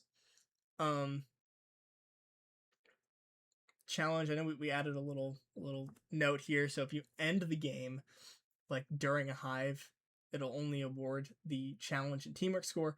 On Exodus, this only applies to doors, so I think on generators, if you end the game or like die, I don't think you get any score on that generator. Relic bonus, I don't think anything here changed in relic bonus. Hardcore, one small note. So it's obviously it's a 25% multiplier to all score, but you know, sometimes this results in your maximum score values ending in a decimal. Like go back here, like these guys. So this, you're looking at regular on the left, hardcore on the right for these generators on Exodus. Because of that 25%, you end with a decimal here. So this is going to round down to 65, 62 instead of rounding up. And that's important because it can be impossible to get a truly perfect score at the end of the hive. Because, you know, you're losing literally one score on like drill protection or something. Crafting score, because so we added a note about crafting score on Mayday. It's kind of, there's something called the Mayday 11th craft, which we'll get into. It's some weirdness. All right. Bonus money. So it's you just get like a proportional amount of bonus money at the end of each hive, proportional to the total score of that hive. If you're an engineer at any upgrade level, it's 20% more bonus money. This the smaller wallet relic affects this with the same 0.75x that it affects like all the money you earn. All right. Then see what we got here. So most of this is unchanged. I'm going to kind of skim through to save time, except for obviously the escape score in co-op. This function changed a little bit from the last revision, just aligning it with the correct, what Kursse provided is like the correct one. Breeder score, kind of went over this already. Breeder score is literally just a time, like how fast you kill the breeder. It only applies to the first breeder because the final breeder is bugged, right? So it starts at the moment the breeder starts coming out of the snow and counts down from 4,500. The fastest you can actually kill the breeder without soft locking the game is when the challenge begins. So like when that 5-second timer runs out. So the highest practical breeder scores are like 96% of the total amount of points, because you can't just kill it immediately. And the final fight was intended to have the same like score thing, but the developers implemented it incorrectly and it just doesn't work. So I kind of talked about this earlier, but I'll go over it again. So the devs set the final boss to track first breeder time instead of second breeder time. And of course, first breeder time doesn't count down during the final boss fight, so you get the max value possible on the final fight. So it's free 9,000 score solo, 7,000 co-op. So the actual like breeder scoring of the breeder fight, not breeder score, is only personal skill and accuracy in terms of what you can actually like affect yourself. And then Mayday, so with the Mayday, big thing is you want to do your doors after progressing the cycle scaler. So there's a variable called cycle scaler, which is a blanket multiplier to the score of everything you do in the game as it progresses further along. Doing the UGV hive in Mayday's second area, which is the one where the drill like drives out of the map and you can't repair it, that sets the cycle scaler up to 2x. So in order to maximize your score, you want to do no doors or no optional doors in the first area until you do the UGV hive, at which point you do all of them. And then doing the first hive in the third area increases the cycle scaler further as well. So you want to wait to do that first door in the third area until you've done a hive. Okay, and then we get to the Mayday 11th craft, which is like a tiny amount of score, but it's really weird to look at. So crafting an item gives you 500 score, up to a maximum of 5,000 across the whole match. Relics do affect this, and the cycle scaler affects this as well. The devs don't want it to, though, so they set the game to preemptively divide the score by the cycle scaler because they know it's going to get blanket applied to everything later on, which, theoretically, like, okay, 500 score divided by a number times that same number, it should just be 500 score, but because the game is just like always rounding down the decimals, like we mentioned for in the hardcore part, that 500 score that you should be getting is frequently turning into 499 because of decimal crap, right? So this leads to the Mayday 11th craft mechanic, where the final craft will give a tiny single-digit amount of score, which takes you up over the maximum limit of 5,000. So basically, by the time you've made 10 crafts, you'll have 4997 crafting score, like you do it in the optimal order, instead of the clean 5,000, because of the rounding down. So when you do your 11th craft, the game tries to reward you 3 points to get up to that total. But then that gets hit with the cycle scaler, which during the Kraken fight is 3x. So you end up getting 9 score for the 11th craft, which gets you up to 5,006 total crafting score, which is over the maximum of 5,000. So just weird order of operations bullshit and rounding effects make it so that you can end Mayday with a crafting score of 5,006 instead of 5,000. Just weirdness, right? Added this one important note here. I think we added this here. For the valve step, scoring on the valve starts as soon as the final hive ends. So if you are like spamming your guns after the final hive, you're gonna lose score for that. Like even if the valve hasn't started yet. So yeah, don't do that. Okay. Keep running through the score. Yeah, Kraken score in the final fight is it has a time-based component, and it actually like works on Mayday. So faster you can kill it, the better. But of course, it's we love the Kraken fight because it's like basically random how long it takes to kill, due to like what animations it chooses to do. So yeah, fun. Love to have that right at the end of the game. Moving on to Awakening. What's new here? I think the the Vanguard and the Arc stuff is new. So the max Vanguard time, it has a time component which works. So 5 minutes counts down from the top of 5 minutes, and if you don't finish that fast, you get 0 score. Max Vanguard damage taken is 150, so basically don't let it get hit. Don't let it get destroyed, or else you get 0 score. In the arc sequence, you get 500 score per Cortex activation. This is a pretty notable one. It takes 9 activations for max score in co-op and 12 in solo. So it's like in score runs, people are staying in the arc for a really long time to make sure that they actually hit all of their Cortex detonations.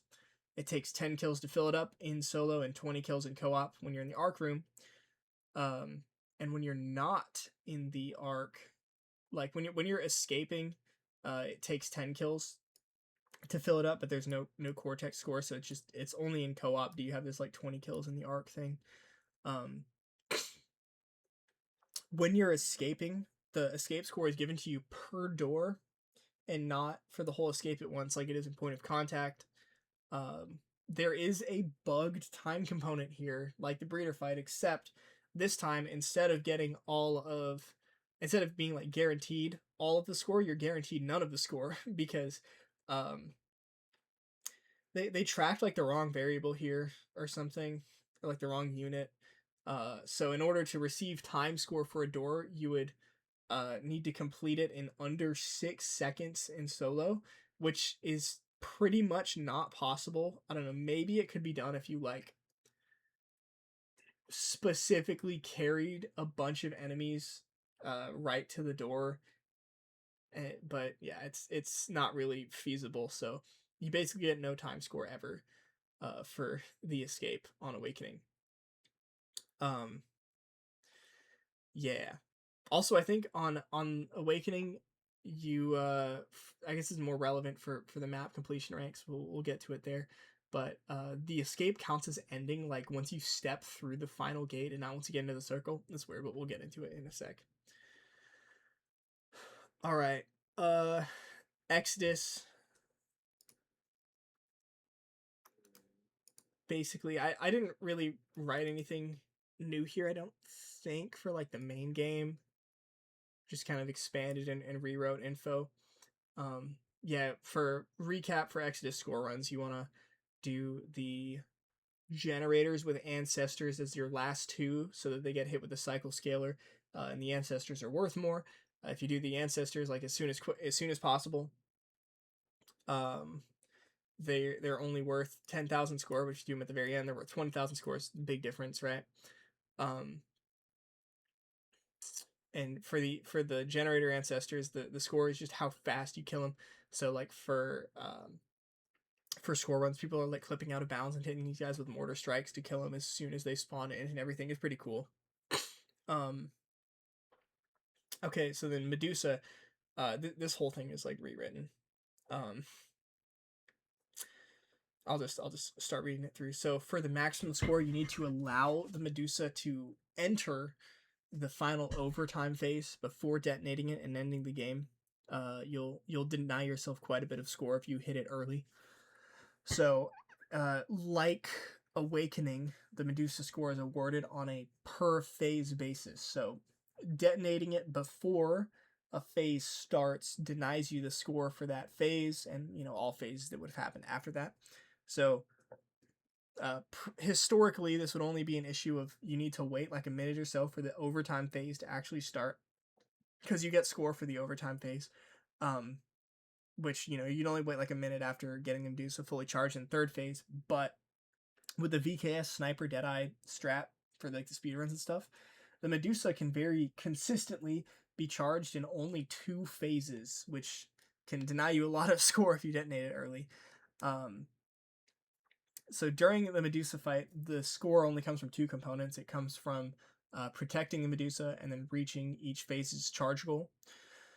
So the Medusa protection, basically it sustains damage like the drill, kind of. So maximum Medusa damage on is 1200 in solo, 750 in co-op, at which point it receives 0. Medusa protection score for that phase, I think those are the same numbers as those are the same numbers as the drill, the actual like behind the scenes drill HP. So you need to make sure it's not getting hit much, and then the charge goal, which is an all or nothing type of score. It's like the challenges, like challenge score on a hive. So if the Medusa phases above, or the charge is above these numbers, at the end of a phase, you are given the entirety of the charge goal score. If it's not above the numbers, you get 0 of it. So it's maybe a little weird to understand the wording of this. Basically, so to be clear, the Medusa has 4 phases according to the code. It has the 3 ones that spawn the ancestor.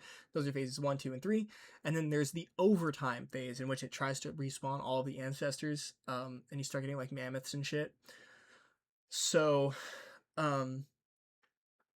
at the end of the first phase, so like by the time the second ancestor spawns in, you need to have it charged a quarter of the way. When the third ancestor spawns in, you got to have it up 50%, and then when you go into overtime, you got to have it up to 75%, and then detonating the Medusa counts as ending the phase. So that's why overtime is 100% charge goal, even though it doesn't technically end. It ends when you end the phase, right? Or when you detonate the Medusa. So you're not punished for charging the Medusa faster than this, as long as you don't like detonate it early, right? So yeah, you just want to charge it up as quick as you can. Another reason you want to charge it up as quick as you can is once it reaches 100% charge, it can no longer be damaged, and the Medusa protection score can't be lost anymore.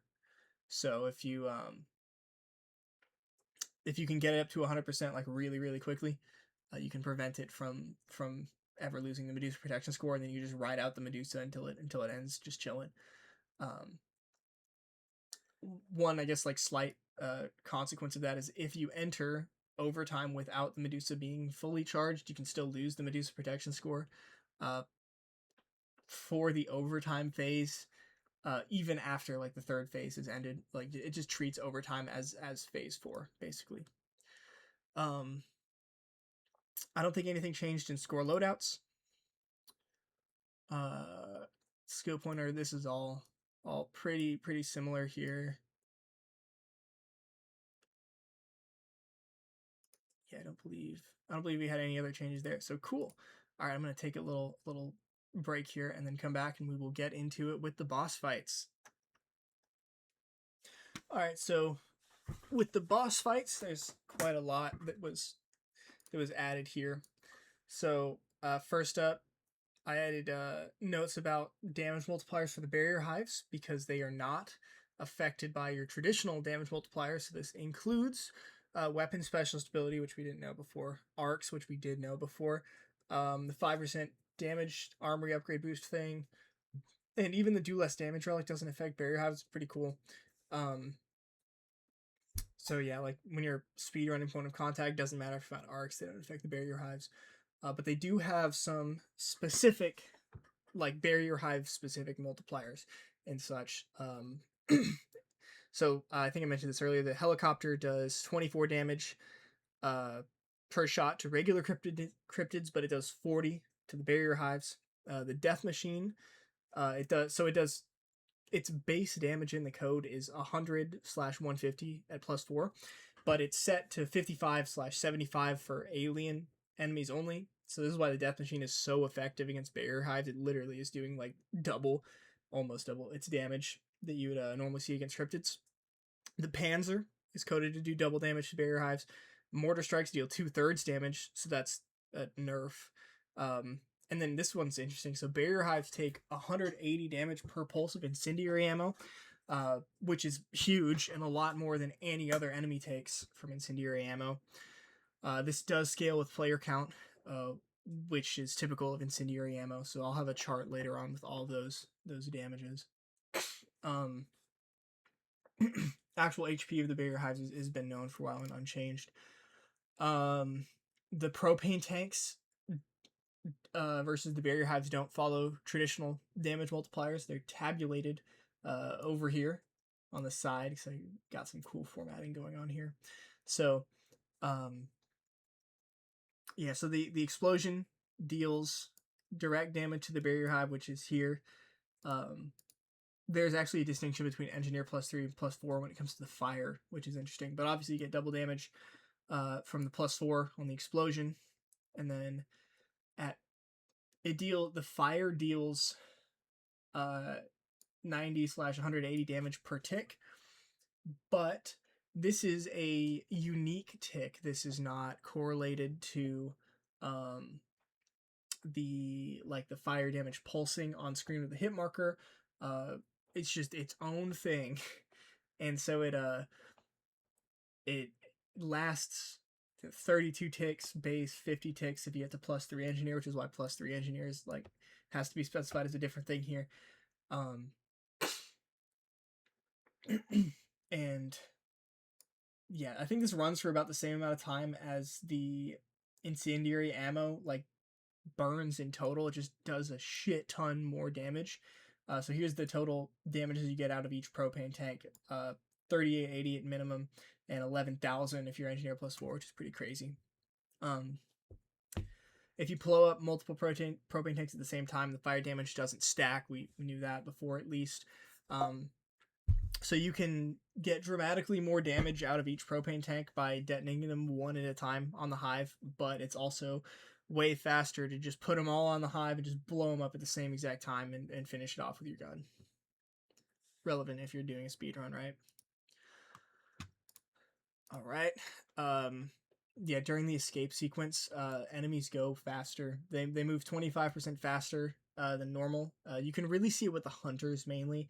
Their movement starts getting a little glitchy. It starts looking like the Brutal mod when they kind of bounce around weird and look like they're sliding a little bit. If you're looking very carefully, you can see this. It's not a massive change though. It's not like the most obvious thing immediately.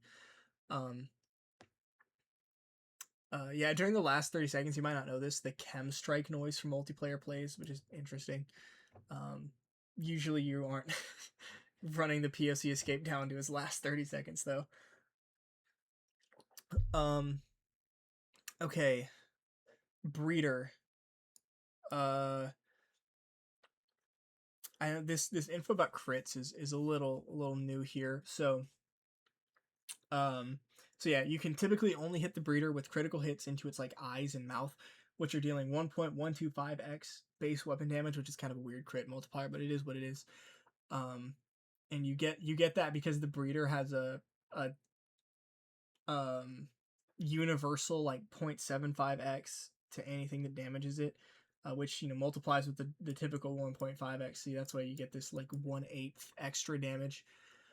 Um, this has all been known before. With the whole you want to shoot the breeder with guns that don't have arcs or explosive ammo because you need your shot to penetrate, so it can hit multiple hitboxes at the same time and deal a shit ton more damage. Um,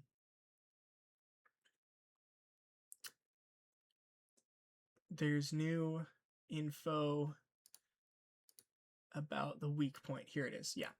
So in the final fight, when you knock the breeder over, it exposes a glowing, like yellowish weak point on its chest. And destroying that weak point deals a fifth of the breeder's HP, or 4,000 damage. Weirdly, it takes 6,000 damage to destroy the weak point, but all bullets to it deal 1.5x damage. So, you math that out. It takes basically 4,000 damage to break the weak point, which does 4,000 damage to the breeder. So why even shoot the weak point? It's basically just like a DPS check to see if you can do enough damage to knock that chunk of its health out at once. But if you just shoot it in the face, you'll deal more damage than that. So there's really no point. Um, yeah, that's kind of a weirdly added mechanic. I don't think they expected people to really be able to stomp the breeder into the ground just by shooting it into its face. Um,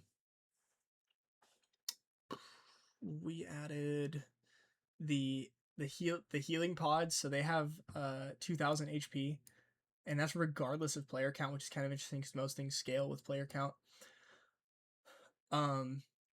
It can't actually heal itself back to full. So like in the second phase, the breeder it pulls up the healing pods, but it doesn't in the first phase. Well, I kind of like just anecdotally knew that the breeder didn't heal like past 50% health, but didn't know the full mechanics of it. So I just kind of like watched the breeder for like 10 minutes and figured out exactly what it does. Basically, it has an attack where it stabs into the ground, and then like when it pulls its arms up, it spawns 2 healing pods in. And it can only activate this attack when there are no healing pods active and the breeder is below half health. Once the pods are up and alive, the breeder will use both of them up in its normal animation cycle. And if the breeder is still under half health when both pods are gone, it'll then spawn 2 more. But since it can't spawn the pods in when it's above half health, even in the second phase, the breeder can't actually fully bring itself all the way back up to full. It can get pretty close, but it can't bring itself back up to full. And I believe I kind of skipped over this. This is looking back up at the. This is up kind of in the top of the spreadsheet, near the enemies section. I kind of skipped over this at the moment, so we can come back to it now. So I did like the enemy HP card for the bosses as well. So here are the breeders' HP values explicitly labeled for each player count as well as the weak point. Breaking the weak point is it's always like a fifth of the health or something like this. The healing pods have 2,000 in every player count. We covered that. Damages, so the stab can insta kill you, though usually it won't. If you get like a really bad roll, like a high roll, the stab will take you down from 100 to 0, but it can also like do 90 or 95 damage. The gas hits at the same rate as the scorpion gas and the turret. So the turret's interesting. It deals 10 damage per hit and hits you really, really, really fast. But in solo only, on the first breeder only, the first turret attack only deals 1 damage per hit. So basically, in a solo game, the very first time that the breeder uses the turret attack ever, it only deals 1 damage per hit. Every time after that, it's 10 damage. Which is why you can just like face tank the breeder in the in like the solo speedrun, but you can't in like a co-op speedrun, at least without like an invincibility thing, because it's doing 10 times as much damage in co-op on that first burst. Info about the eggs here: they have 30 HP each. They're basically one shot. If you actually hit their hitbox, it's kind of weird. They hatch in 6 seconds in solo, 4 seconds in co-op, so it's really fast. Yeah, yellow weak point is 1.5x damage. Red weak point is 1.25x damage. We've gone over that before. The healing, this is important. So when the breeder initiates its healing animation in the final fight, it regains 6% of its total HP immediately, and then it will gain 6% gradually if it's allowed to finish the healing animation. Like, you don't interrupt it by knocking it down or destroying the weak point. And then this information here about the one cycle. So during the second breeder fight, you probably know that once you take it down to 50 HP for the first time, it can't be hit anymore. It becomes invulnerable. But this invulnerability is only triggered 10 seconds into the fight, and that's 10 seconds after the health bar appears. So if you can deal all of its HP within that 10-second window, you can one cycle the breeder, which is what all the speedruns use. And, you know, assuming if they had tracked breeder score accurately and used the time component correctly, it probably would be how the score runs do it too, with the one cycle. Okay, I believe that's everything on the breeder. So then we go on to the tentacle fight. So get him down to the bottom. Yeah, so we got the tentacle HP here. So the tentacle is just, I hate this thing. It's so weird. It's so weird. So it's it has 2,000, 3, 8, 10 k HP for the player counts, which is like nothing, right? That's a tiny amount of HP, especially the 2,000. That's like how much a cedar has, basically. Wait, no, that's like a cedar and a half, whatever. So it has the tentacles during the tentacle fight, and also during the Kraken fight as well, have a 0.75x damage multiplier, which, you know, makes these a little bit higher. But you know, this is like not even a single magazine out of like any gun. The problem is that it has a ton of invulnerability triggers that make this tentacle seem just inconsistent as hell and far tankier than it should be. You'll still get hit markers while it's invulnerable. It's very hard to tell if you're actually doing damage or wasting bullets. Like low-key, it's impossible to tell. It during some of its animations, it doesn't take damage. Basically, it has this mechanic called pain. It's referred to as pain in the code, and it's supposed to work that whenever you get it down to 75, 50, 25% HP, the pain state is triggered, and it does an animation where it like recoils and then it becomes entirely invulnerable for 5.35 seconds, according to the code. The animation is not necessarily tied to it being in this invulnerable pain state. And depending on how fast you deal damage, the percentages of the actual like pain thresholds can be different from game to game. It's just an entire mess. It's such a weird boss fight. It's just like, ugh. It'd be easier if you had like a visible health bar, or easier to know what's going on. But yeah, the fastest the tentacle can actually be killed is about 16 seconds.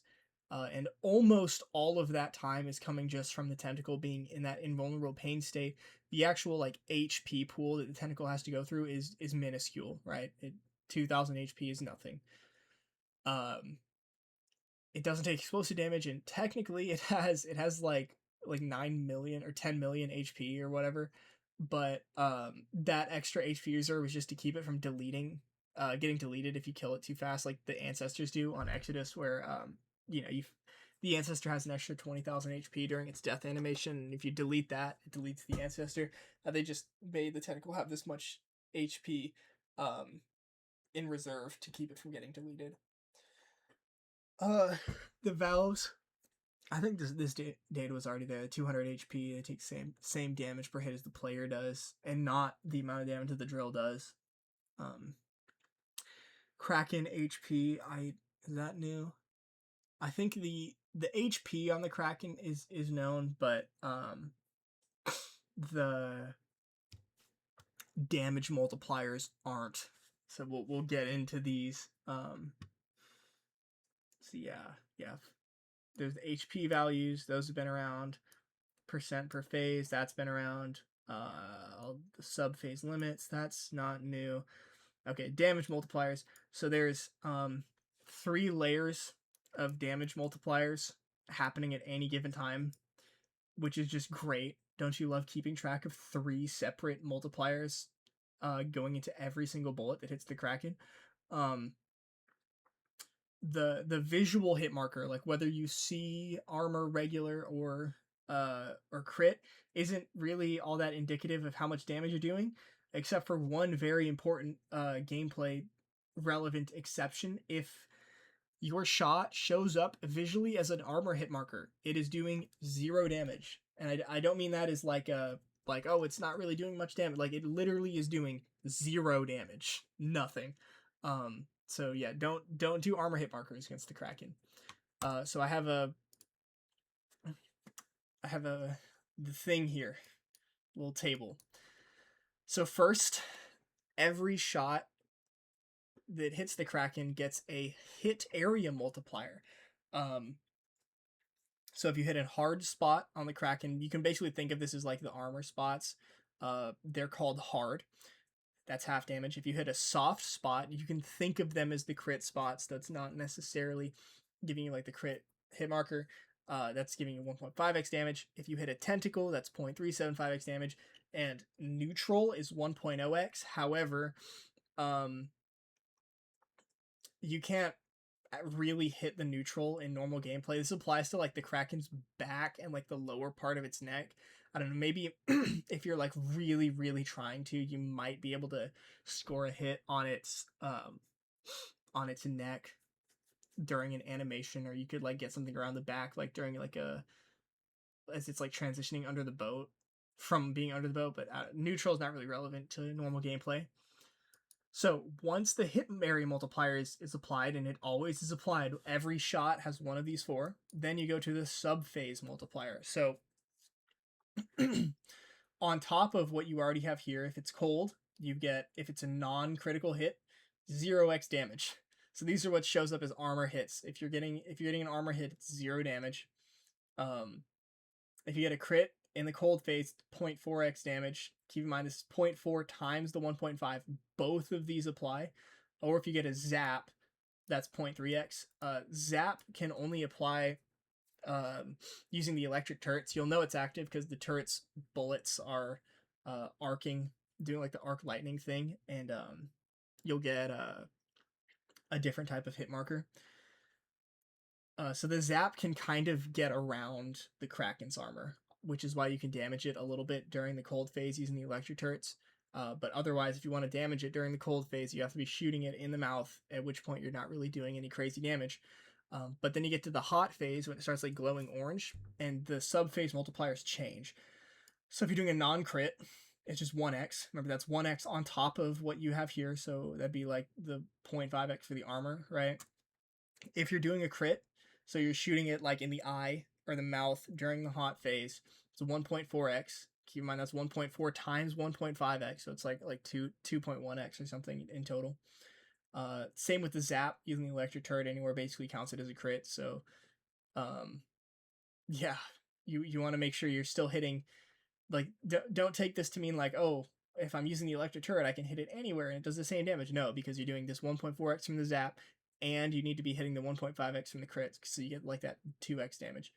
And then finally, there are a couple weapon-specific multipliers. Specifically, the Death Machine is 0.45x, a big nerf, as well as the turrets. The MK32 get a fat nerf here. It's not affected by the arc, but it is affected by the other traditional damage multipliers, so like weapon specialists and stuff. And then yeah, these zap multipliers only apply to electric turrets.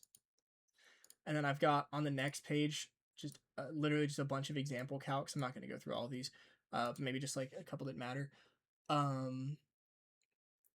Electric turret. Okay, so let's say okay, electric turret electric turret, cold phase armor hit. So you're shooting it like in the side of the head while it's cold. How much damage are you doing? You're doing 15 damage per shot. Okay, go into the hot phase and you are shooting it in the eye or the mouth. How much damage does that do? 210 damage. Massive, massive difference by shooting it in a different location in a different phase, because you go from the 0.5 and 0.3x of shooting in the armor with a cold zap up to 1.5x for hitting a crit with the hot zap. So where you're shooting the Kraken matters a ton, and during what phase you're shooting the Kraken matters a lot as well. And I think that's all for the Kraken. So out of the obelisks, so the obelisks have, this is a little bit new, mostly just refined information here. The obelisks have 13,000 HP, but they take 0.1x damage from almost everything, which makes them incredibly tanky if you're shooting with a real gun. However, there are a few things programmed to bypass this 0.1x damage and deal their full damage. So they're all listed here. So the large missile from the Vanguard does 1900 for a direct hit, but if you miss and catch it in the blast radius, it's 900 as the max, decaying as you get further from the obelisk. The Vanguard small missile is 100, and it does 200 damage if you shoot the bottom of the obelisk. There's a lot of things that base structure of the obelisk has like a different multiplier. And by a lot of things I mean this, and then also like the venom as well. So yeah, the venom is 1500, which is like its normal damage, but then it does reduced damage if it's not shot at the bottom of the obelisk. So you want to put it at the bottom of the obelisk, and you want to put 2 shots at the same time, which does 4,500 damage, which is basically like getting a free venom shot. So there's a whole technique to it. You can check out some of like the speed runs, like the co-op speed runs, on how to like really optimally do this. And then venoms is grenades. You want the direct hit, right? They the HP on the obelisk doesn't scale in co-op, so it's always 13k whether it's co-op or solo, and they don't take any increased damage from buffs.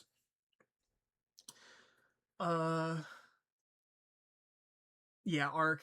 The only thing I added here is that the Charging Cortex takes 10 kills in solo and 20 kills in co-op. I don't think I had the kill number specified previously. Okay, then Exodus. We added some weapon-specific multipliers for the Ancestors. So the VKS and the Castet get 15% more damage everywhere, which that actually solves, interestingly, one of the first damage multiplier mysteries I ever had with Extinction. I was trying to figure out why the VKS seemingly had a 38% crit multiplier against the Ancestor, whereas everything else was at 20%, and the reason is because of this 15% just flat multiplier to the Ancestor. Turrets MK32 get the 0.5x. That's actually the same as the as they got on the Kraken, that 0.5x multiplier. Yeah, the Death Machine and the MK32 don't get the Ancestors crit multiplier. I think I had found that previously, actually. Yeah, Disruptor damage, it kind of, likely it hits multiple body segments, or it counts the challenge differently from how it damages the Ancestor's actual HP, because according to the challenge, both the little shot and the big shot of the Disruptor deal the same damage to the Ancestor. However, that's obviously not true in normal gameplay. The big shot does like a crazy amount more damage. I think that's about all we added for the Ancestors. At least there. We can go back to we can look at these boss HP cards. So yeah, I have the Kraken. Let's just look at these boss HP cards for a sec. There's Tentacle HP for all player counts, Kraken HP for all player counts, damage it does, yeah, and then just information about the multipliers. Then Ancestor HPs for all player counts, damages, and attacks. And then the Medusa. I guess we got some more information about the Medusa here, or at least I've put it in a new form. Of course, the Medusa charges with cash instead of some arbitrary value associated to each cryptid. So I guess I'll read this out because I don't think this was in the previous version. I think we found this right after we published the V7. So the Medusa charge is when you're charging up the Medusa at the end of Exodus, it charges up with the cash you get from killing cryptids. So, bigger enemies are worth more. How much more are they worth? They're worth literally their cash reward. So, for example, in solo, I need to make $38,000 from killing cryptids. Let's say I kill a phantom. He's worth 1,000. So I just need if I could just kill 38 phantoms, I'd have it charged. If I get a critical hit on that phantom, now he's worth 1,500 points or 1,500 bucks, and that counts towards the Medusa sequence. So you want to get critical hits. So Sniper Deadeye is great. Also, smaller wallet doesn't negatively impact Medusa charge. That check applies separately, so there's no punishment there. Having a full wallet doesn't impact Medusa charge, or doesn't negatively impact Medusa charge. So, I'm at 6,000 bucks, and I kill the phantom, and I get $0 in my wallet. It still counts as $1,000 toward the Medusa charge. If we're in a co-op game, like we're in a 4-player co-op game, and I kill a rhino, everyone gets $1,000 from killing that rhino. So that counts as 4,000 charge, which is pretty cool. Ancestors give a flat 10% of Medusa charge instead of their cash reward. Which that's the 10% is like roughly about what it is in one player. But that probably is there to keep it from charging up like an insane amount on like 4-player or something, or like 2-player, instead of getting like $7,000 toward it. Yeah, so when cryptids hit the Medusa, charge equal to the attack's base damage is removed from the progress bar unless it's fully charged. Once it's fully charged, the Medusa can't be damaged anymore. Here's all that info about the Awakening Obelisk just stuck up there. We already went over this in the notes. Barrier Hive, same deal, just the HP. Multipliers and that same propane tank damage table, since that's particularly relevant, just shown in a different manner there. And then I think that is all for the boss fight. Yeah, that's all the cryptid Medusa charge.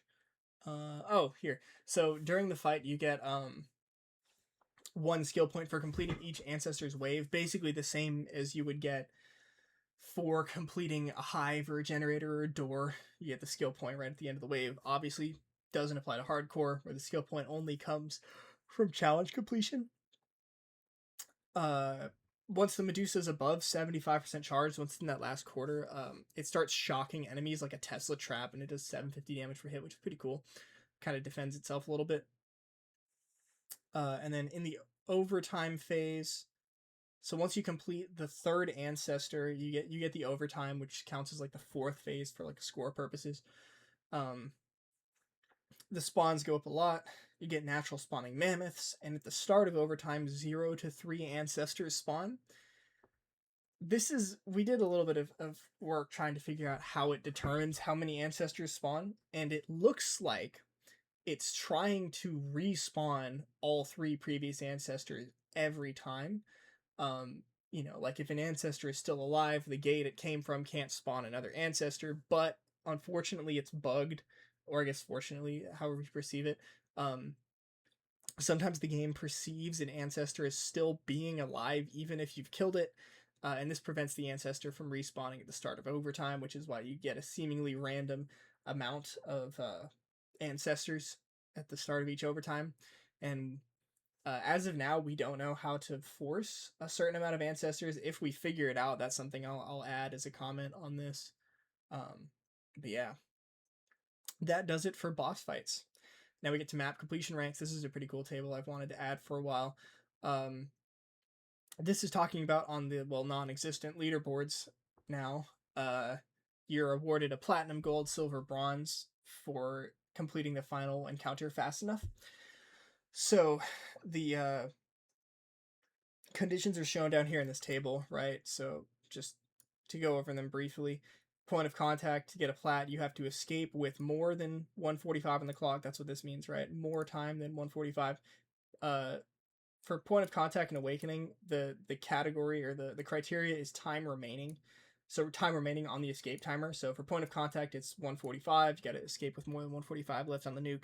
For awakening, it's 130. You got to escape with more than 130 left on the little timer thing. But for the other ones, it's duration. So how long it took you to kill. So for Breeder, you got to kill it in under 5 minutes. Kraken under 9:15, and then Exodus for the Medusa, it's different solo and co-op. So 14 in solo and 12:30 in co-op. Obviously, the Mayday, Gas Valve, and Awakening Arc have no impact on map completion rank. It's just like the Kraken and then the Escape. And then on Awakening, interestingly, your completion rank is determined when you walk through the final gate instead of when you actually reach the escape circle itself. It's weird. There's like I think it was like a typo or like a radius issue. Basically, like the actual escape circle radius is, the one you physically see on the ground is way smaller than the thing that determines your plat timer or like your escape rank. It's just a massive circle that just so happens to line up with like the last door on Awakening. It's kind of weird. But that you determine how much this matters now that the leaderboards are gone. Yay. All right. Searching. I think we've kind of already gone over all of this in the searching section. Nope. Up here. So this is kind of at the top of the spreadsheet. You can read through this, determine what you're going to get from each search box, and then you can use the Minimaps, which is like pretty much the main addition into this version of the spreadsheet to determine, like what type of box you're searching. Yeah, we've already gone over all of this, I think, except for this. So the game tries to prevent you from searching the same category of item twice in a row. So like, it doesn't want you to search 2 attachments in a row. But they did this in a really weird way. Instead of just like prohibiting you from getting the same item twice in a row, it re-rolls the box. So like when you search it, it tries to give you an attachment. Let's say you just let's say we're searching a hard box on point of contact, which has a 40% chance of dropping an attachment, which is the highest probability of searching any single item in the entire game. So let's say we just got an attachment. We search the next box and it tries to give me another attachment, but the game doesn't want that, so it re-rolls it. Let's say it gave me it again. That's a 16% chance of it happening. It re-rolls it again because it doesn't want to give me an attachment. Like, third roll is an attachment. And keep in mind, these rolls are happening every single tick, so this is happening like each of these is like a 20th of a second. It's like real fast. So yeah, it rolls it and keeps re-rolling it, and it doesn't want to give me attachment. And then if we get all the way to roll number 10, which is like a 1 in 10,000 chance, at this point the game just gives up and gives you attachment anyways. There's like a note in the code. It's like, you deserve it if you succeed the roll 10 times in a row.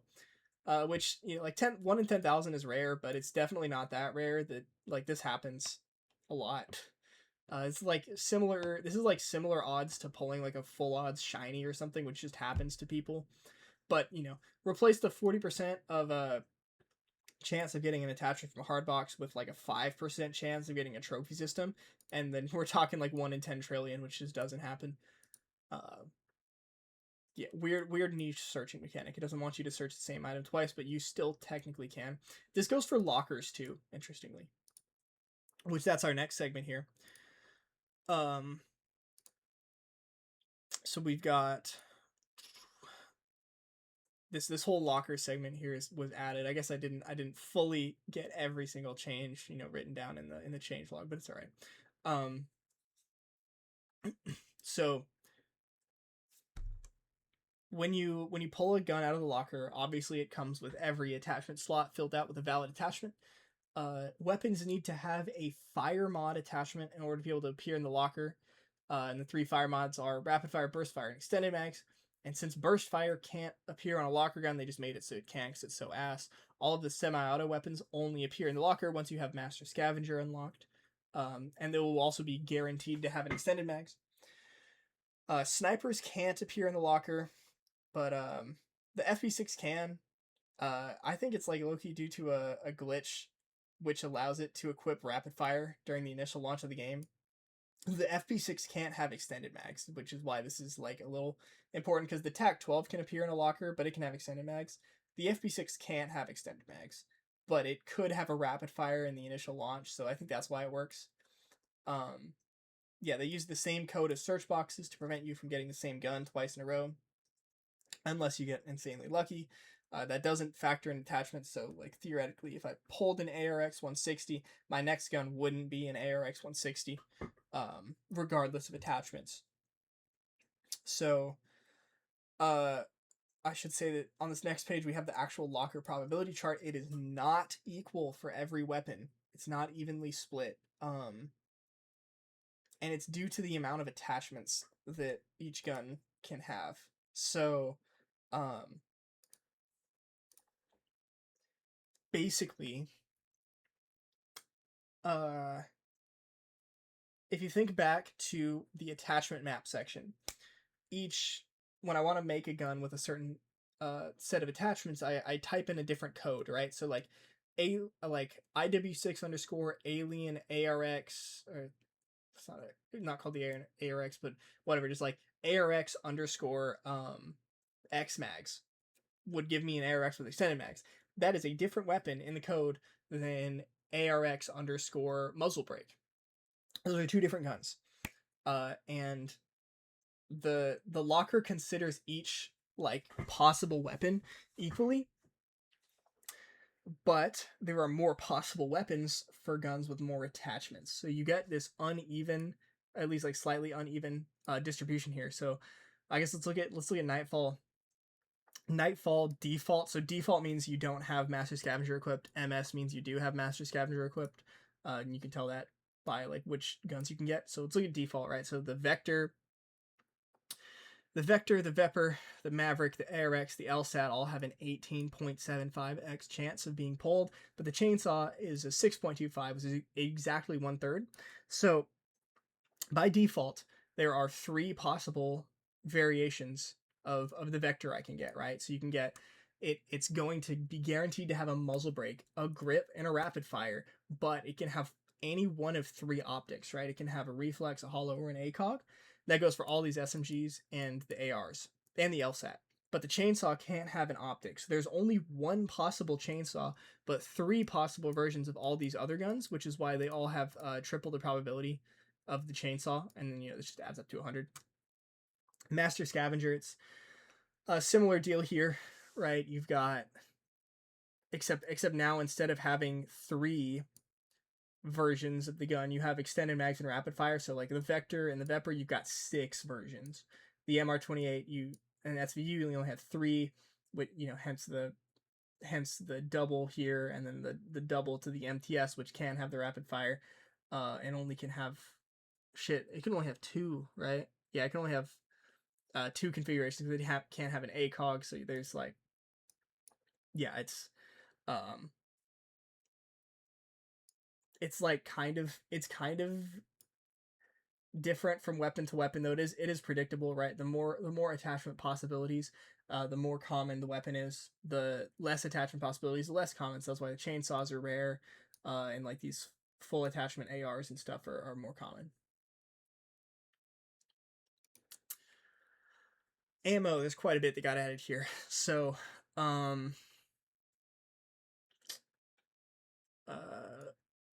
the whole magazine thing, that's all existing. Regular ammo reserve. I kind of just like wrote down a lot here, stuff that maybe isn't like super rare game knowledge, but had never really been put into words before. So like obviously when you have regular, or when you throw or pick up like specialized ammo, your regular ammo doesn't get deleted, it just goes into storage underneath your specialized ammo. Any ammo clips you pick up resupply the regular ammo underneath the specialized ammo and stuff. And then there's quite a bit of interesting new stuff here about the ammo regen of CS and regular ammo.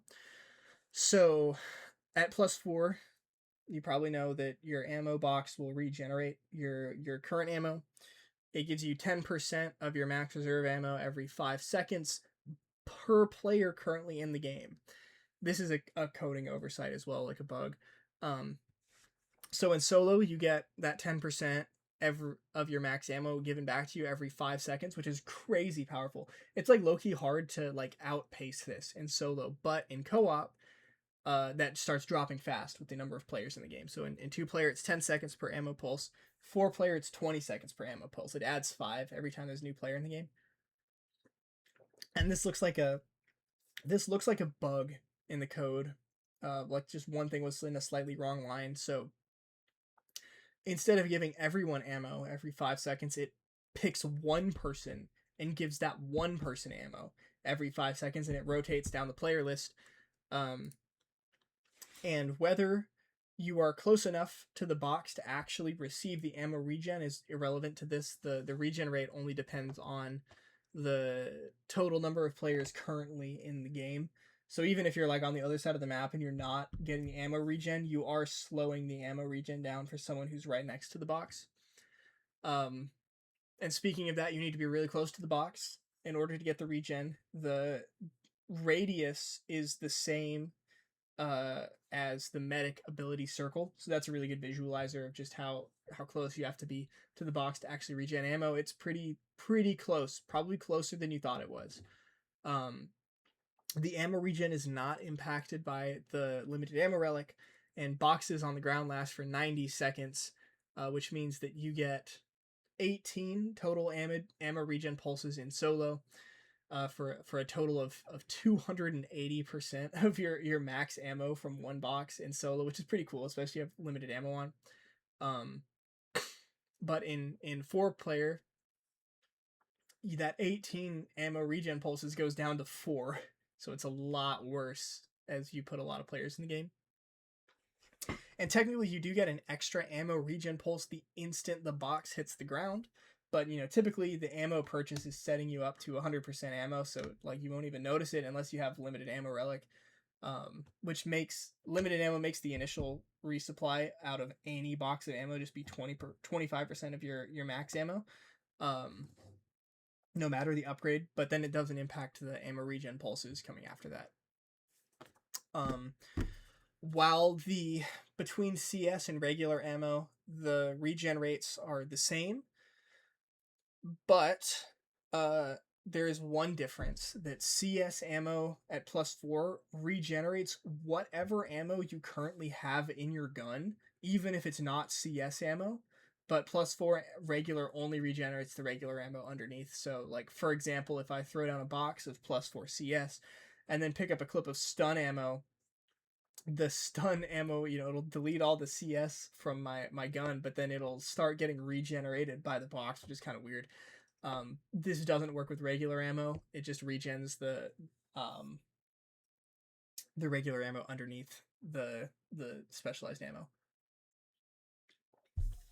And then there's a bit here I added about wall buying ammo. So, like, when you buy a gun off the wall, it comes with half of its maximum reserve ammo. And the way it does this specifically is maybe getting a little too, like, autistic about this, but I really wanted to know everything. So it takes the max reserve ammo, divides it by 2, and then gives you that total amount, and then uses the top bit of that ammo to stick it in your mag, so you get like half the reserve ammo in total. This applies to your starting pistol too, and then you can rebuy ammo off the wall for the same price as the gun, and that'll resupply your ammo to maximum. It'll only let you do this if you have shot an entire magazine's worth of ammo plus 1 bullet. So, like, using this example of the K7, if I buy it off the wall, and then it comes with 300 rounds, I have to get it down to 200, and I have to shoot like a full mag and then +1, so 31 total rounds to be able to buy it off the wall again. But of course, buying ammo off the wall sets you to full ammo instead of giving you a flat percent, so that'd be really stupid to do, just buy ammo right off the wall after 1 mag. And with the limited ammo equipped, it wall buying sets you to 25% of max ammo instead of taking you all the way to full. And keep in mind that is setting you to 25%, not giving you 25%. So that's like the max you can get from a wall buy. And that's kind of important when we get to like the pistol beast. I put a lot of notes about pistol beast here, maybe like too many. So if you have pistols only and earn your keep on, theoretically you'd be unable to get ammo like through any of the methods available in the base game, because you can't wall buy. There's no wall buy for pistols, and you can't get your own ammo by searching. You can't get ammo by dropping it if you have pistols and earn your keep. So at the very last moment, the developers threw in a very obviously rushed failsafe called Pistol Beast, which allows you to buy ammo for your pistol off of any wall buy. It functions the exact same way as wall buying ammo for the primary, except that it always costs 1,500. You need to like fire the whole mag plus 1 bullet to be able to buy ammo, unless your pistol's akimbo, in which case you need to fire 2 mags of ammo, plus 1 bullet. And all of this is maybe a little more relevant with the limited ammo plus pistol beast. This is where it gets a little weird. This is relevant for like 10 relic bullshit or like half mortal stuff, which is probably why I did so much testing on this. So the limited ammo, when you buy Pistol Beast, it sets you to 25% ammo instead of max ammo when wall buying your pistol ammo, which is the same as it does for normal weapons, but this is important because it is setting you to 25% ammo, not giving you 25% ammo, which means the quarter of your max ammo is the most you're going to be at with your pistol at any point in the whole game.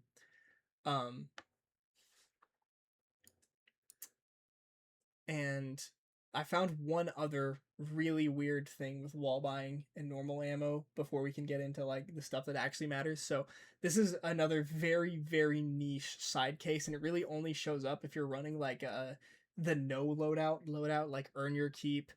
Well, I guess, yeah, you're just doing some like goofy odd challenge run basically. So if you have earn your keep and don't have pistols only, it should once again be impossible for your pistol to regain ammo, and the developers stuck another band-aid on this one, but most people don't know about this. It's not Pistol Beast, it's something else. So when you wall buy ammo for your primary and you have earn your keep on, the game will resupply your pistol ammo for free. But there are a few qualifiers to this. So similar to how you can't wall buy ammo unless you've shot more than a magazine out of your primary weapon, this feature will only resupply your pistol ammo if you've shot more than a magazine out of the pistol. And instead of setting your pistol to max ammo, it only sets you to 25% ammo, which is the same as if you had limited ammo on, even if you don't have the relic on.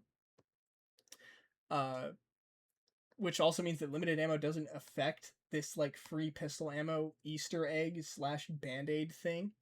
Yeah, this is just a really weird. I don't even have a name for this. Should we come up with one? I don't know. It's just really, really weird, niche, unknown band-aid solution to keep you from like never being able to use your pistol if you have earn your keep on. It just gives you, if your pistol's low on ammo and you wall buy ammo for your primary gun, it'll throw in a bit of extra pistol ammo like on the side. It's like a donation, your charity ammo. I don't know, pistol charity, something like that. Yeah, and this doesn't happen if you don't have earn your keep on. This is only if you have earn your keep on. Earn your keep and not pistol beast, I should say. It's a goofy mechanic. All right, so we can finally get past regular ammo. Oh my god. Arcing stun. We just added a few more things here, but not too many. So arcing stun, level 0, you get one arc, and every time you upgrade your ammo, you get an extra arc. So 5 arcs max at +4. But crucially, the amount of arcs corresponds to the shooter's ammo level, not the ammo level of the box they picked up or the box that you threw down. So the ammo type that the shooter has like equipped in their loadout, doesn't matter. So for example, let's say I'm in a 2-player game, or is, yeah, we'll just use this example here. I was gonna improvise one. So I have +4 regular ammo in my loadout, but I have the Arcing Stun Armory upgrade equipped.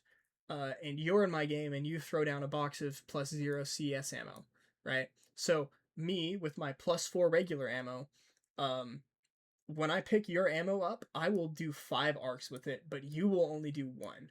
So the ammo level that the shooter has determines the amount of time the Arcing Stun arcs, and it doesn't matter what kind of ammo they have is like in their loadout. Each bolt does 50% of the initial hit's damage. They don't decrease as they arc further and further. This was a myth at one point. The arcing stun damage is not impacted by the weapon specialist buffs. Um, there's a cooldown of about 1.25 seconds between bolts, which means like if you're spamming like a chainsaw into a crowd of enemies, you're only getting an arc every 1.25 seconds. So because of this, and it dealing 50% of the base shot damage, weapons that shoot slower but have higher single shot damages, so like the MR28, get a lot more out of arcing stun than rapid fire stuff does. Also, arcing stun is very weak on shotguns because the arc is dealing only 50% of a single pellet's worth of damage, instead of the full 8 pellets. And interestingly, even with CS ammo, when you're shooting those explosive slugs, it still is only dealing 1 pellet's worth of damage on the arc, which is kind of weird. Um, yeah, I think that's all the new stuff about arcing stun. I think somewhere one of these 50%, somewhere I had it written as 70% in a previous version spreadsheet. I fixed that. They're 50% everywhere. Okay, yeah, that's everything new about arcing stun. Incendiary ammo, I maybe more explicitly said the pulses occur at this rate, 1.54 pulses per second. The first incendiary pulse happens that same amount of time after the first bullet strike, and so in total it lasts about 4 seconds of fire damage. If you shoot enemies before those 4 seconds are up, the pulse counter resets, but the damage doesn't stack. Like, you don't get 2 incendiaries worth of damage happening at the same time. If you're shooting enemies a lot, it just resets the burn timer basically. Applies to shotguns too, right? Even though you're hitting the enemy with 8 pellets at the same time, the fire is only dealing one pellet's worth of fire damage each time. And then like here I have an incendiary ammo page.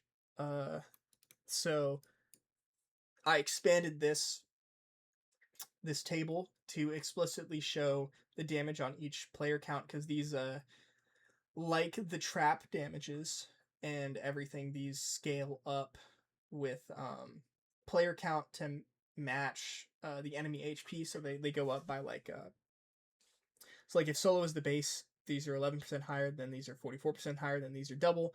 You could think of this as being enemies take the same percentage of their HP from the fire burning on all player counts, so like the damage is adjusted to make that happen. And you may not know, but incendiary ammo pulses deal different damage to different targets. This was all existing. This is all there previously, but the barrier hive is new. Fire damage goes absolutely insane against barrier hives. You may not have known that. It's pretty cool. That's why the incendiaries are so good versus the barrier hives, because they're doing 180 damage per pulse to barrier hives. Yeah, and so over here on the left, this is damage per single pulse, and this is damage per all 6 pulses. Nothing really crazy here, just basically expanded the table a bit. Then here's that written out explicitly. It scales up the damage per player count. The Venom FX technically deals the most damage out of any Venom variant, because it deals the same explosive and gas damage, but then it also deals the incendiary damage on top of all of that. But the difference is pretty negligible. I wouldn't waste schematic boxes over trying to get a Venom FX. I think that's everything new for incendiary ammo. What else? yeah, that's it. Okay, that's everything new in the ammo section. Can move on to tactical equipment. So I expanded this. This used to just be the Hypno Knife, but there's more now. So I explicitly wrote some stuff down about the flares. Flare duration, we have this in the spreadsheet elsewhere. They only hold 6 enemies at a time. Trophy system, wrote quite a bit about this. So the trophy system is weird. It blocks 5 shots from scorpions before it breaks. There is also a bug which impacts the durability of any trophy system that you place down. So let's work through this. So let's say I place a trophy system down. It starts with 5 HP and can block 5 shots, right? So a scorpion shoots it 4 times. Now it has 1 HP. I pick it up then. I pick up the 1 HP trophy.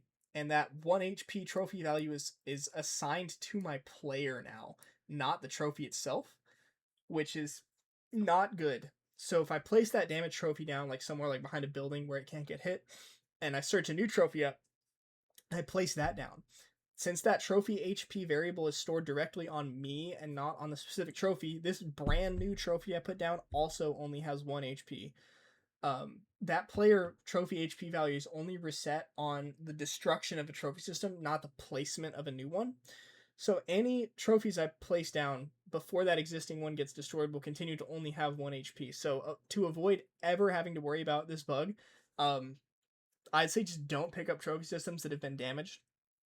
And if you do, make sure that you put it back down and it gets fully destroyed before you place the next trophy system down, or else all your trophies are going to die in like 1 hit. The maximum number of trophies you can have placed down is 5. Placing another one down after the 5th will destroy the oldest one.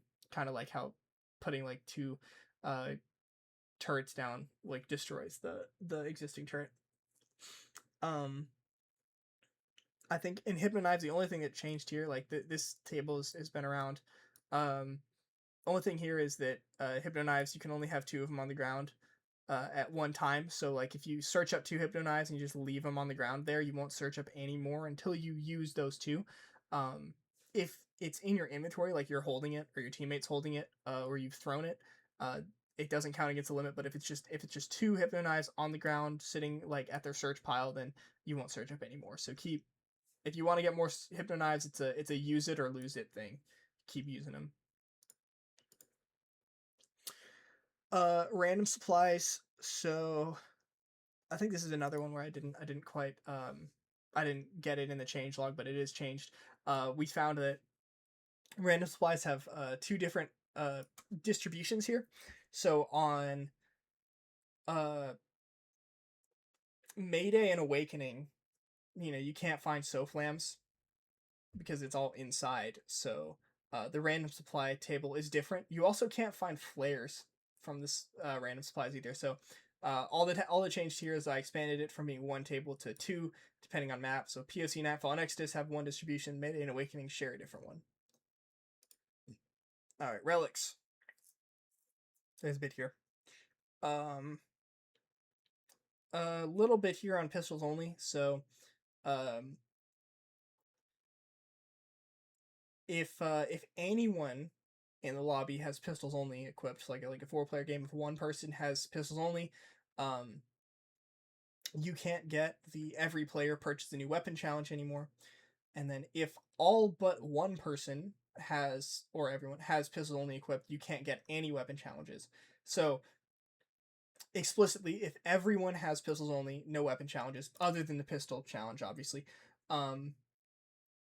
If 3 of 4 players, 2 of 3, or 1 of 2, so like all but one guy has pistols only, you don't get weapon challenges. But if 2 of 4 people have pistols only, that means that you have 2 guys that have their primaries available, so you get weapon challenges. So yeah, weapon challenges only happen if like 2 people are able to buy weapons. It doesn't stick a weapon challenge, like a co-op weapon challenge, on just one guy.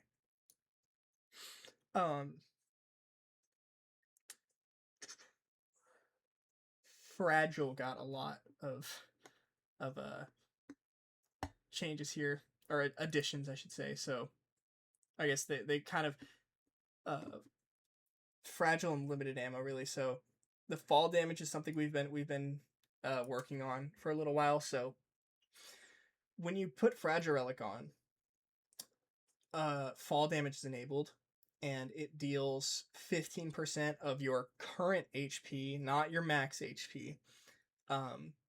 So like if you're at 100 HP and you fall, it'll deal, and like I think it's like a blanket amount. If you're high enough, it just takes that off. So you're at 100 HP, you fall, you take 15 damage. If you're at 50 HP and you fall, you take 7.5 damage, right?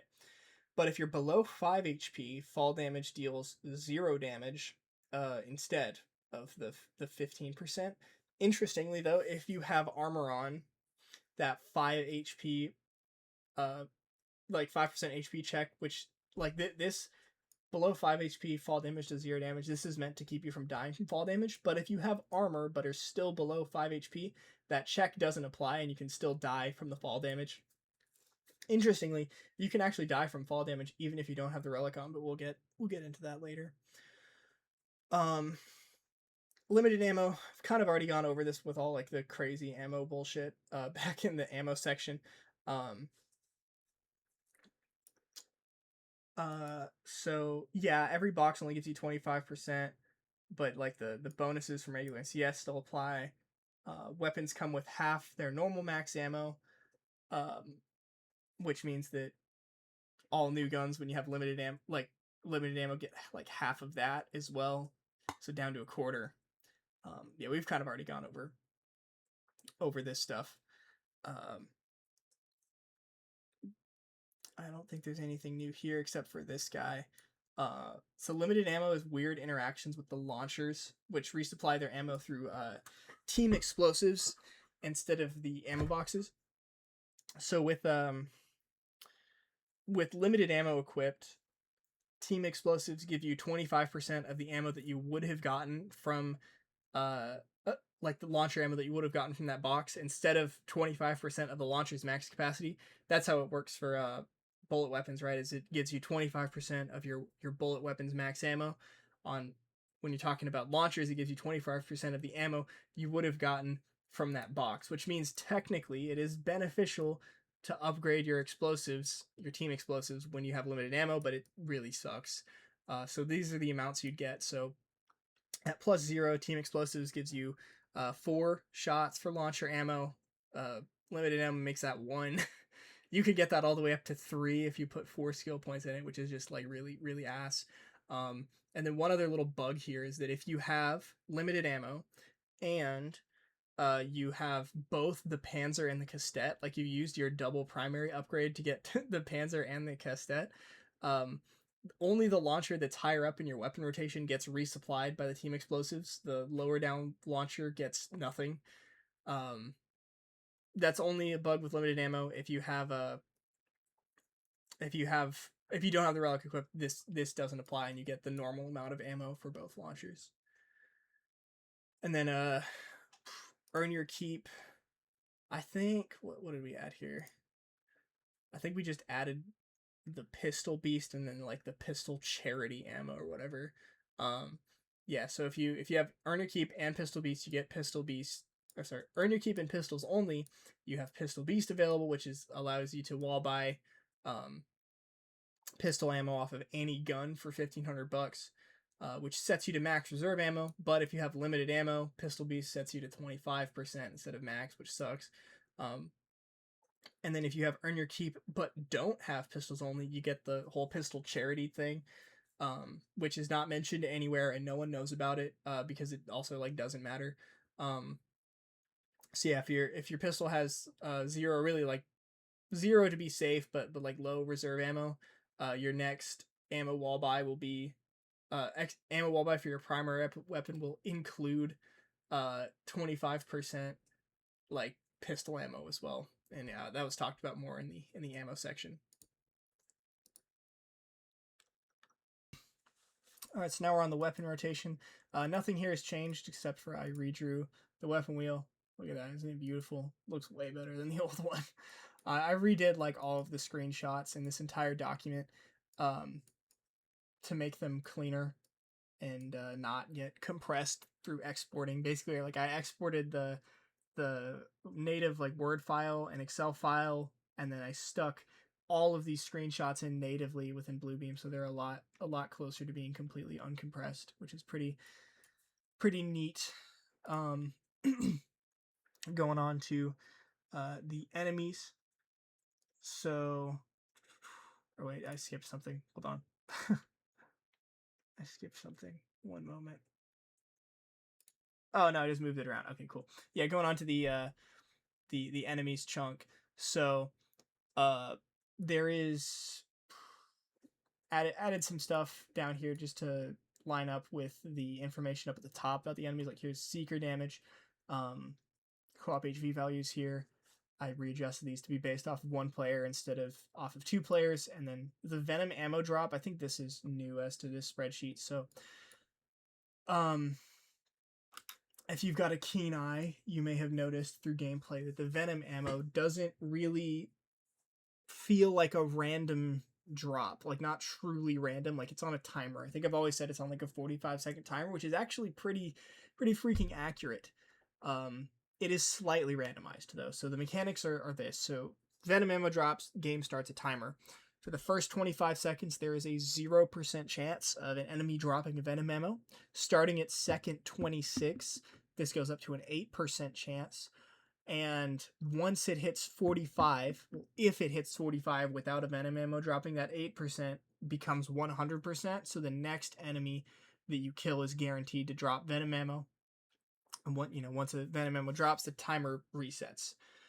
Venom ammos despawn after being on the ground for 30 seconds. So technically, it's possible to have, well, not even technically, like it is possible to have 2 Venom ammos on the ground for a brief moment if you get lucky with that 8% drop rate, and you get like a super early Venom drop. So like I've seen 2 Venom ammos on the ground for a few seconds. It happens every now and then.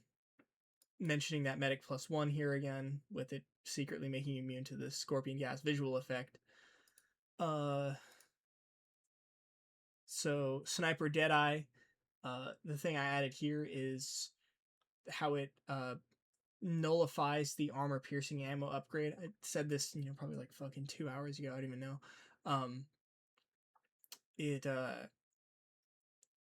So I'll try to reiterate and restate what I said at the beginning. Basically, Sniper Deadeye makes all of your hits be labeled as crits, but they don't necessarily do critical damage unless you hit a critical spot.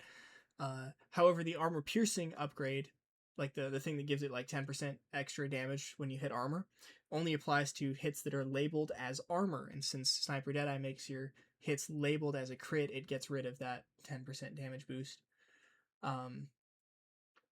Seems insignificant. Niche applications of it, for example, it helps one-shot hunters on Awakening with the USR, like that 1.1x armor damage, as well as the USR just having like a natural 10% damage multiplier is pretty neat. Yeah, but its Sniper's Deadeye main function is still just giving you the 1.5x money reward from critical kills on every enemy. And I guess I should show the top of the spreadsheet here a little bit. Let's look at, this is the same thing. We'll just go back up to the top. I just remembered of that because of the USR.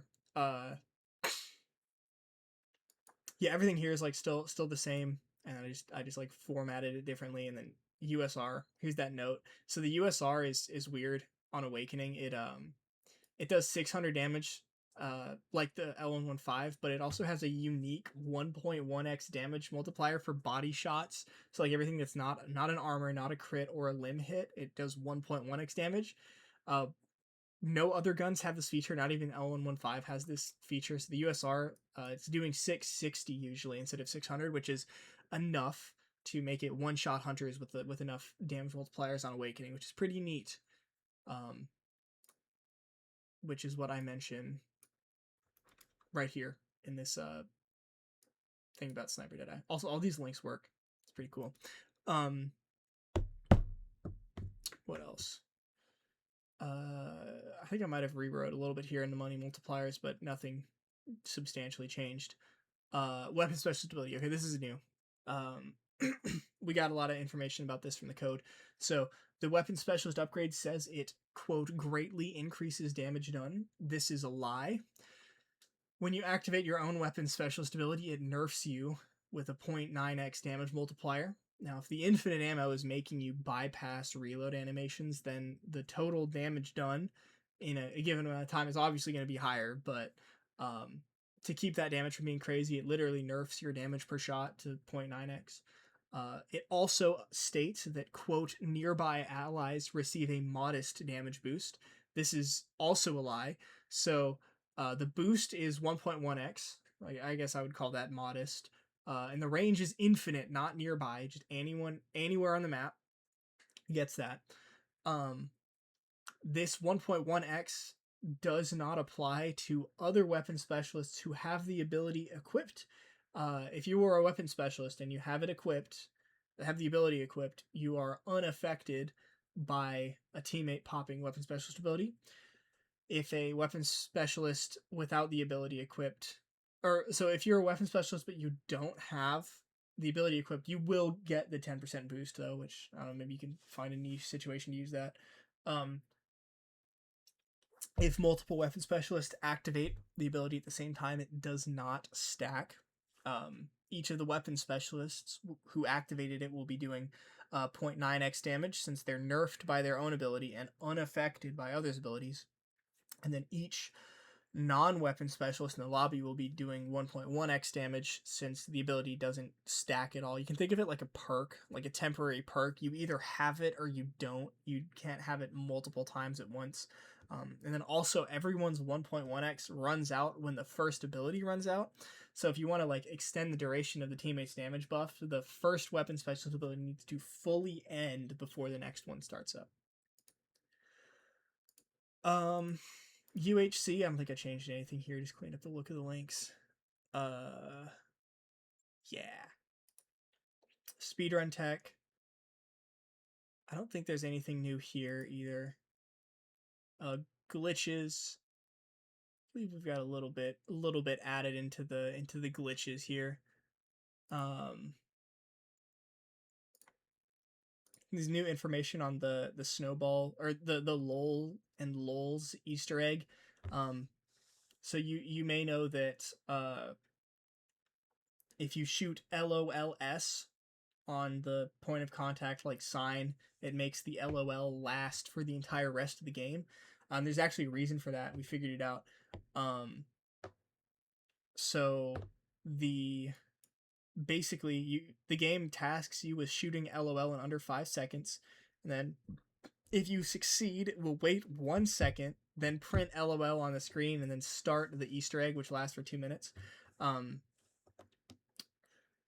But most letters that aren't L and O are called reset letters, and if you shoot a reset letter, it triggers a 1 second delay before restarting the whole LOL check. But if you shoot the reset letter like after LOL and before LOL prints on screen, so basically if you hit S in that 1 second delay between like LOL and it starting up, it turns the Easter egg on, and then like the reset letter basically cancels the Easter egg end check. So that's what the S is doing, is it's overriding the 2 minute end check, which causes it to be activated forever. This is a thing that's been colloquially known for a long time, but never really understood, at least like why it works. It's because of this reset letter thing. You're just using the reset letter to cancel another timer. Like this 1 second timer is canceling a 2 minute timer, basically.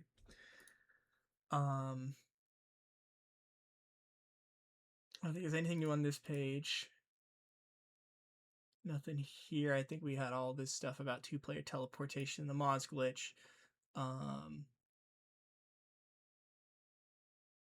One thing that's new is with the Ancestor insta-kill with the Engineer ability, you can... So, if you, like, mess with the Engineer shield, you can, like, teleport Ancestors to, like, glitch them out a little bit. And a lot of people used to use this to kill Ancestors instantly. However, now with, like, out-of-bounds bullshit, you can kill them faster that way. but there is a use for this in speedruns. You can kind of trap ancestors in place and then freeze them there for use during the Medusa, which is good for speedruns. Infinite electric knife, repair with equipment out. Just added some more links here. Fence clip, that's kind of new. You can, it's just like a little niche speedrun tech with a semi-consistent setup that I've added here that lets you jump through the fence where the dude gets stabbed at the start of Nightfall. Glitch section. This whole glitch section here basically relies mostly on these video links. These are going to do a lot better job explaining the glitch than I can do just by reading off a PDF. So if you're going through this sheet, make sure you are clicking these and then checking out all these videos. Strafe jumps, I added this new section here. Yeah, so we had Nade and Egg have done a ton of work finding strafe jumps recently. There's a few of them I link here. Cool stuff. Nightfall, get out of bounds without a portable turret. Mayday, out of bounds jump, which gets you to an insta-death spot, which is useful for 10 relic glitch and score runs. And then, of course, the Awakening speedruns that we hit recently using some crazy strafes from them. So there's some movement mechanics that you can use in this game if you're just goated with it like they are. All right. That gets us to the miscellaneous notes. I tried my best to clean up the miscellaneous notes and remove stuff which had already been mentioned in other spots of the spreadsheet, just to avoid any instances of me saying one thing and then contradicting it just like randomly in the miscellaneous notes. But I mean, there's probably a bit of stuff that's repeated here. So let's see if we can come through here and find everything I added. I have a few things listed here in the changelog on the left, like these guys, but I might not have got everything in the changelog as I was writing it down over the 2 months that I was working on this thing full time. So Nightfall, third area fog. So in the third area of Nightfall, you may have noticed that sometimes like the area just fills up with fog for some reason. And then once it fills up, it stays for the entire rest of the game, and it was previously unknown what caused this, but Kursse figured it out recently. Basically, the fog is called heavy_snow in the code, and it's meant to walk or activate just as you walk outside for the breeder fight, and, make it more dramatic or whatever. So there's just like a trigger location. There's like a spot, like a big sphere, kind of like behind the third area, like where that rhino breaks out of the wall. But the issue is that it doesn't just trigger when you walk past it, it triggers when cryptids walk past it too. So if like a scorpion crawls off the top of the roof of the third area of Nightfall and like falls down there, it can hit this trigger, which is what causes the fog effect to just kind of happen randomly in games. I've mentioned this FP6 rapid fire thing. So like at launch, it could take a rapid fire, but it didn't do anything. But I think that's also why it can appear in lockers now. It's weird. When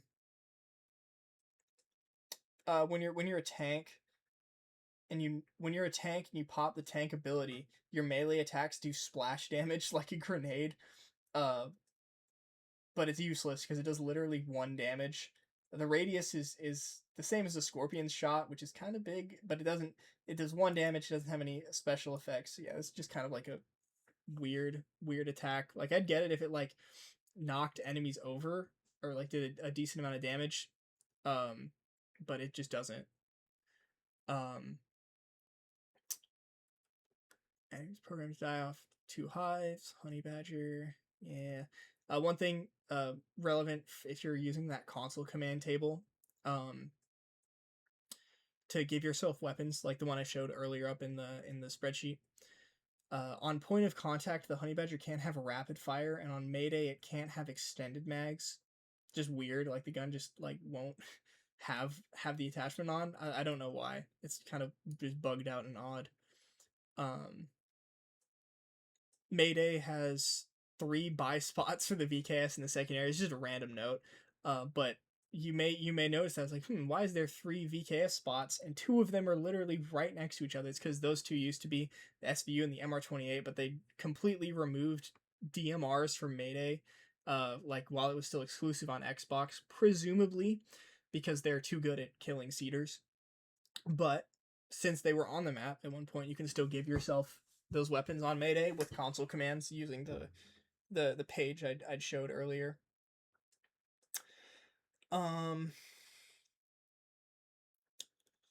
Putting a foregrip on weapons technically increases the reload time by a tiny margin due to the animation of your character having to take their hand off and then get it back on the grip. But the difference is literally like less than the server's tick rate, so it doesn't actually affect your reload time in game. It's just a weird like code coincidence.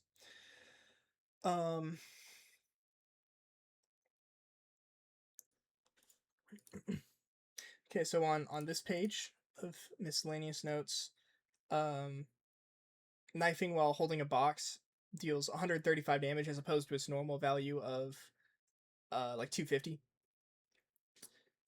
This is probably just leftover like code from multiplayer. 135 is the typical multiplayer like knife damage in any COD. I think this goes back to COD 4 where Juggernaut perk gives you 135 HP, like more HP in multiplayer, which is kind of crazy.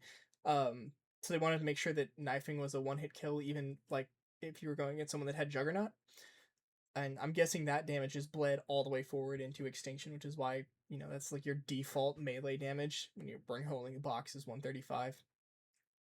On Exodus, the generators take 165% more damage than the drill does on other maps. This is we went over this in the score section. It's why like the score health and the generator like literal health shown on screen kind of diverges in Exodus. When an enemy hits your armor, your health takes exactly 1 HP of damage. So this is why you can like be downed while wearing armor, and while you'll notice your health taking substantial damage when you're standing in gas or electric traps, which hit quickly with armor on. The 1 HP through the armor damage is not affected by taking more damage, relic, just like the armor itself isn't. And this leads into kind of the next one, which is really fun. So without fragile equipped, you are meant to take 0 fall damage for like at all in Extinction. However, if you have armor on, you are taking this 1 HP through the armor, right? And damage multipliers don't affect this. Like the enemy hitting you damage multipliers. Damage source is irrelevant as we set up here. The only exception is traps with engineer equipped. They do zero damage to your health.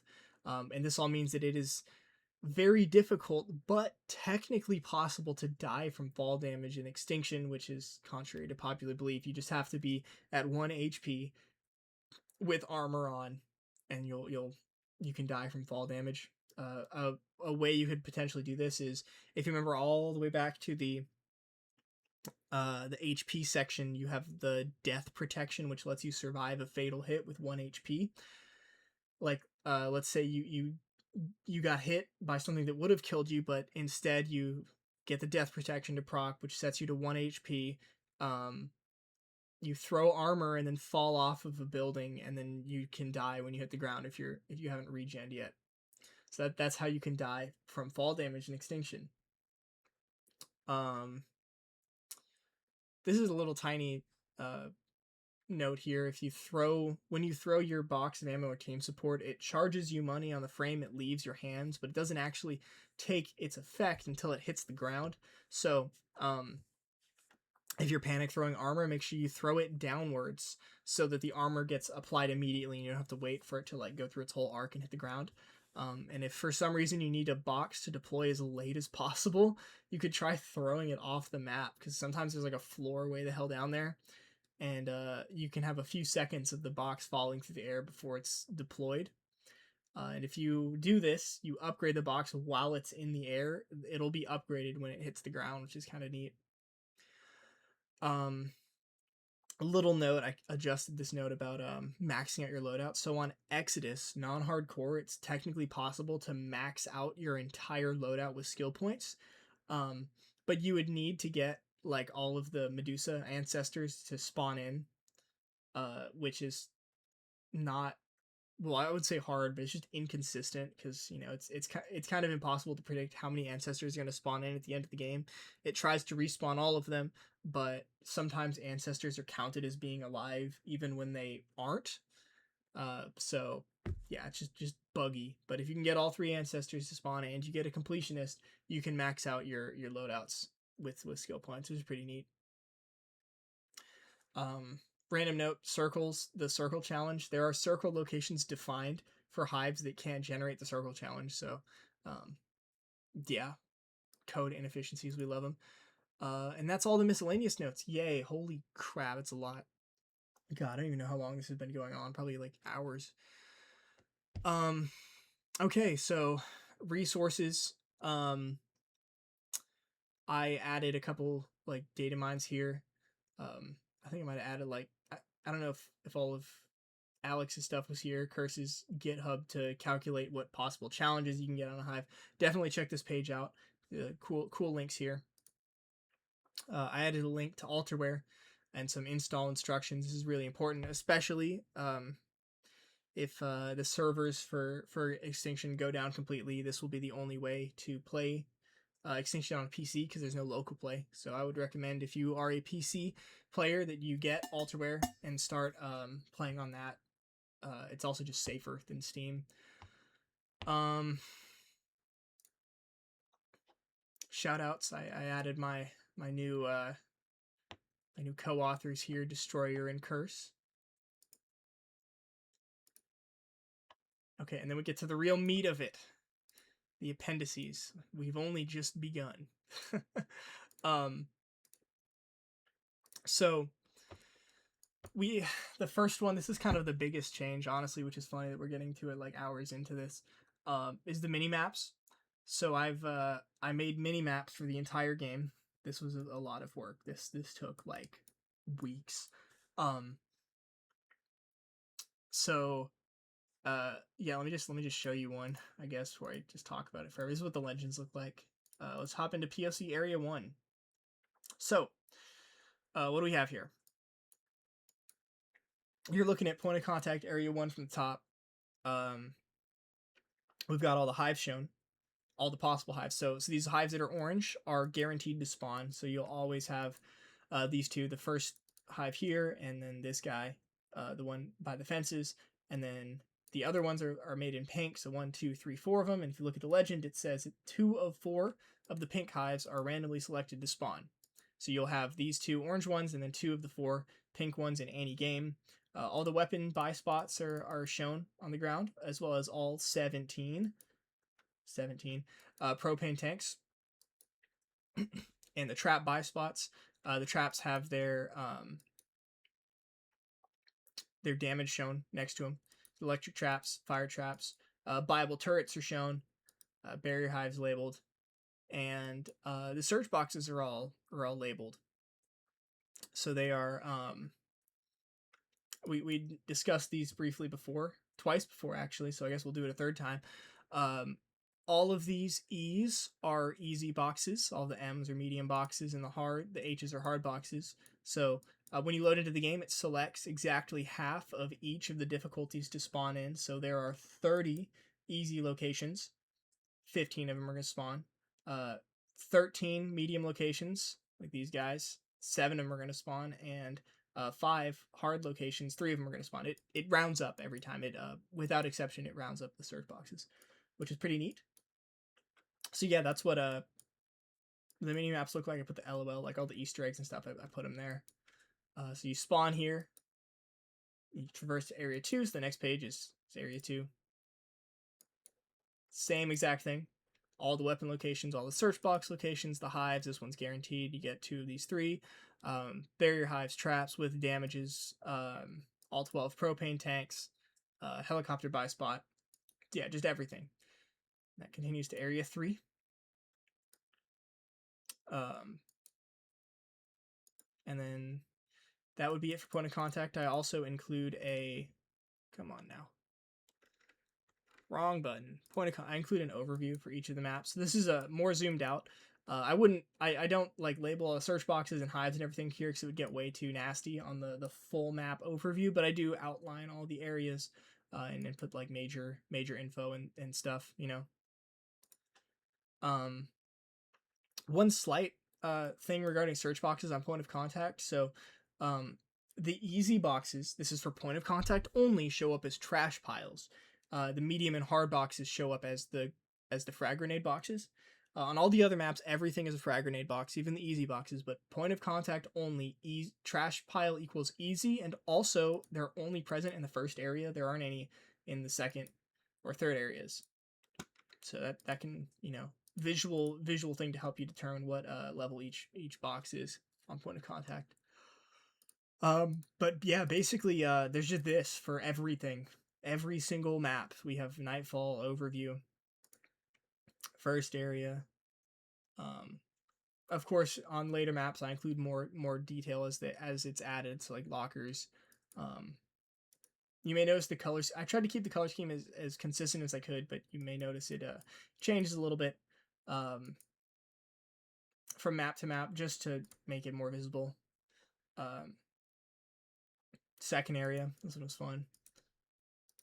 And then third area, so on ones that are inside, areas that are entirely inside, I just do them on the black background. Like I don't have the screenshot overlay because this looks really bad if you just have like a screenshot of the top of Nightfall. But and also of course everything inside is a lot harder to draw. But I went through it and I did it for y'all. Top levels are usually presented off to the side in blue. This is a slightly different scale, obviously. Just the top level this just is on top of here. Venom X by spot lockers. Fun fact, you know there's 18 lockers in the Nightfall third area. It's like you're ever gonna get that many locker keys. And then I do the boss fight areas too if that's relevant. Mayday sucked to do. It's all fucking inside. This was so bad. I hated doing this one. I spent literally an entire like 8-hour workday just on area 2. It was so rough.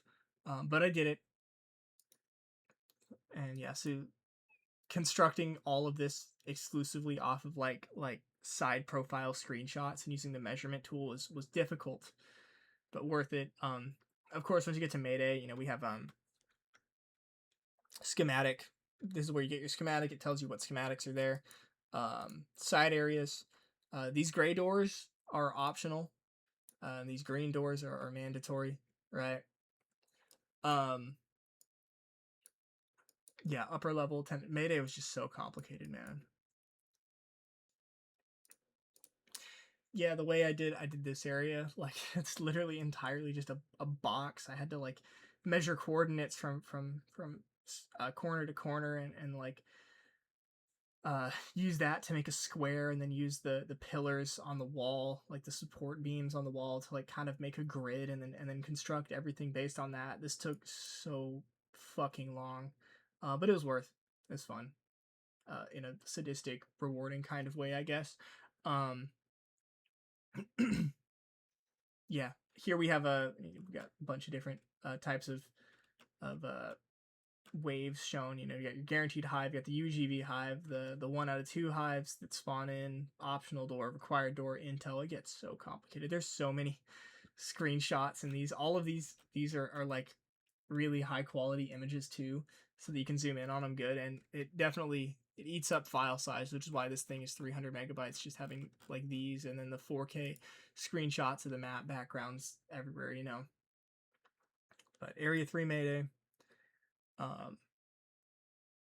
same deal, except here it gets a little complicated because, you know, we have one of these 2 hives spawn outside, as well as 3 or 4 of these hives spawn inside, so there's another hive color added. Gas valves shown here. Yeah, fun. God, this map was so ass, dude. Oh man, we can finally have one screenshot, and it's the Kraken fight. At least this was like a victory lap. This one was easy to do here. Then Awakening. Awakening has a lot of medium searches. There's 105. There's a lot in the last area too. Interestingly, just random bit of trivia, you can shoot like from this mushroom all the way into this side area. It spawned by shooting like this line out of the map, and it's the longest possible sight line in Extinction. The absolute furthest you can manage, I think you have to be standing maybe like a little further out on this bridge. You can see kind of like into the side area, and at that point, I measured it to be 7,040 units. Yeah, it's like twice the minimum damage range of the Maverick. Pretty cool. Yeah, Awakening is so busy, man. I have the side areas shown with like this red outline here. Of course, no like door or anything. You just walk into them. And I guess I don't know if I mentioned it earlier, but obviously the schematic boxes follow the same rules as the other search boxes, where exactly half of them spawn in, half of the possible locations spawn in. I mean, and you know, in point of contact, it just made sure that half of the boxes in each area spawn in, but there is additional checks in these later maps to make sure half of the ones in each like side area spawn in too. So yeah, I show the eggs, like all possible egg locations here, but like for the Easter egg, but these are, all these eggs are like above the map and out of the map and in weird spots. So I'd really recommend you just watch Bier's video on the Awakening Easter egg thing. It's gonna be a lot easier to understand than what I've done here. But this is just basically counting them. So 2 out of 3 spawn. Area 2 Awakening is, it's all inside. So I didn't want to show the screenshot here because it's kind of confusing and like clipping like in and out of reality. It looks really weird. So this one's blacked out background. I also, for Awakening, I include information about the side areas, right? Like for area 1, one side area will have an arc, the other 2 will contain schematics. They each contain 2 random schematics for 4 in total. All 4 will be different in the first area, and then when you get to the second area, all of the schematics are going to be different, but you're guaranteed to receive the 2 schematics that you didn't get in area 1 at least, right? So that's cool. 5 egg spots. Lots of potential obelisk locations, and only 5 of them spawn in. The works. You can peruse this at your own time. This was probably my favorite area to do. I enjoyed doing this one. It was kind of fun. 44 medium spots is ridiculous. Shout out Kursse for writing the code that allowed me to actually like spawn in all of these boxes and highlight them. A lot of work on my part to get him in there, but it wouldn't have been possible without him providing the scripts to do it. To the Awakening Arc Room. This one was fun to draw, actually, with like all the angles and the lines and symmetry and stuff. This was kind of an interesting little challenge to figure out.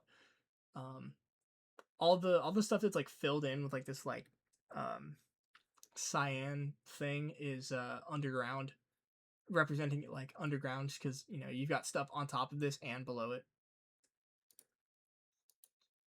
And then Exodus, I was initially thinking of just doing Exodus as one single image, but it would have been way, way too busy. So I split it up into all the different locations.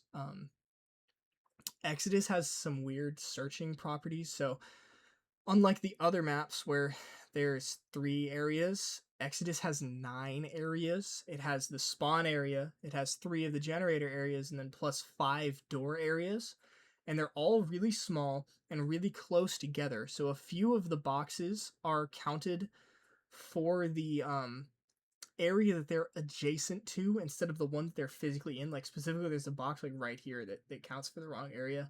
So the number of boxes within a specific area differs game to game, but the total number of boxes on the map is consistent. So like this, these numbers that spawn in, it's like 13 easy, 12 medium, 18 hard, 28 craft. That's consistent between games. It's just the amount you get within each physical area can differ between games, unlike other maps. And I think I call them out in the individual areas. So yeah, we show all the ancestor spawn and well, I guess not really spawn, but like ancestor pathways, fire trap spots, and then also I showed the 3 eye locations. And unlike the Awakening eyes, you can definitely use these. Just run up to this spot and check if the eye's there. One of them will spawn in. Versus like on Awakening with the eggs, they you know, the eggs will be like out of the fucking maps. They're kind of hard to tell where they are from my 2D screenshot. Yeah, so this spawn area is one, and then this was kind of a tricky one. So this the Medusa 2 garage door area, this includes the next bit. Like, so this where the ancestor spawns walks in, you can like access this area during the Medusa fight. This is the same area as this. Like once you go inside and it becomes here. Same area, the search boxes are counting up the same, right? And then yeah, here's the garage, of course, fully inside, so we don't use a screenshot here. We're just using the black background. Here's an example of the box counting for the wrong area. So this medium box here, it's part of the main garage area, not the door, even though it's technically, you can only access it after going through this door. This is part of the garage area. And of course, this ancestor, he spawns in and he travels to wherever the second generator is. I've called that out here. Going on to the gas station. So yeah, this area over here is the Medusa 2 gas station door area. It's a fun name, right? There's like no search boxes in here. And there's the gas to garage door, and then we have another one of those funny boxes where this specific easy box counts as the gas station area, not the door area. Kind of goofy. Showing the gas station roof here separately because there's stuff under it, and it would look kind of weird if I had this exactly on top of it, right? 3 eye locations is 1, 2, 3. One of them's gonna spawn in. And then the last mini map, the Exodus office area. I kind of like blacked out the internals of this, so it was a little easier to read. I hope this doesn't look too weird. 3 eye locations, 1, 2, and then 3 on the top floor, right? Here's your generator locations, the door, and then there's a interestingly, this guy, this door area over here, the one from the Medusa to the office, it has one craft search, like schematic search, but it's physically located in the Medusa area. So it's like, I think it's this one. Yeah, I call it out here. This schematic box here is part of the door areas, and not the Medusa area. But since it's part of the door, and there's only one schematic box in that door, this guy is guaranteed to spawn every game. Pretty neat. All right. And that is it for the mini map. So that's probably the biggest addition. You'll like that one. It's pretty cool. All right, and then we're on to the damage plots. Appendix 2. Again, appendix just means like it's a ton of information that I didn't want to present like within the main notes of the sheet, because it would get really, it would mess around with where things are physically located. Appendix does not mean unimportant. It actually like low key means more important. So these damage plots have been around for a while. I started them in V5, and then Fox did a massive amount of work to get these, get the data for these in V7, and then I just put them together. I think there were some very, very slight changes. I added this guy. So this is a range visualizer. So each class of weapons have their damage profiles plotted across the same total distance. So like for the pistols, for example, they all go out to 2,000. Right, like all of them have the same range that they're plotted across for consistency's sake. Shotguns go out to 1,000. All other weapons go out to 3,500. So below is a screenshot of the POC first area with what 3,500 units looks like. It's about that far. Basically, you go from this hive to the wall. That's 3,500 units. It's far. It's really far. You're never going to be shooting enemies this far away. Another way to look at it is from the VKS buy spot up to the barrier hive. You can see that far, like past the sign. That's also about 3,500 units. The only cryptid you're going to be fighting this far away is like maybe the Kraken. Everything else is you're going to be well within this range. Within the damage plots, there's not much that changed. Other than obviously I kind of made them look prettier with how I presented it and put it all together. I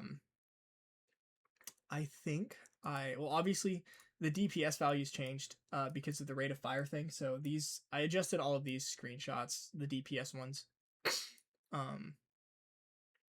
There was like one gun that had a very slight range change. I think it was like the P226 or something. Very tiny, very minor.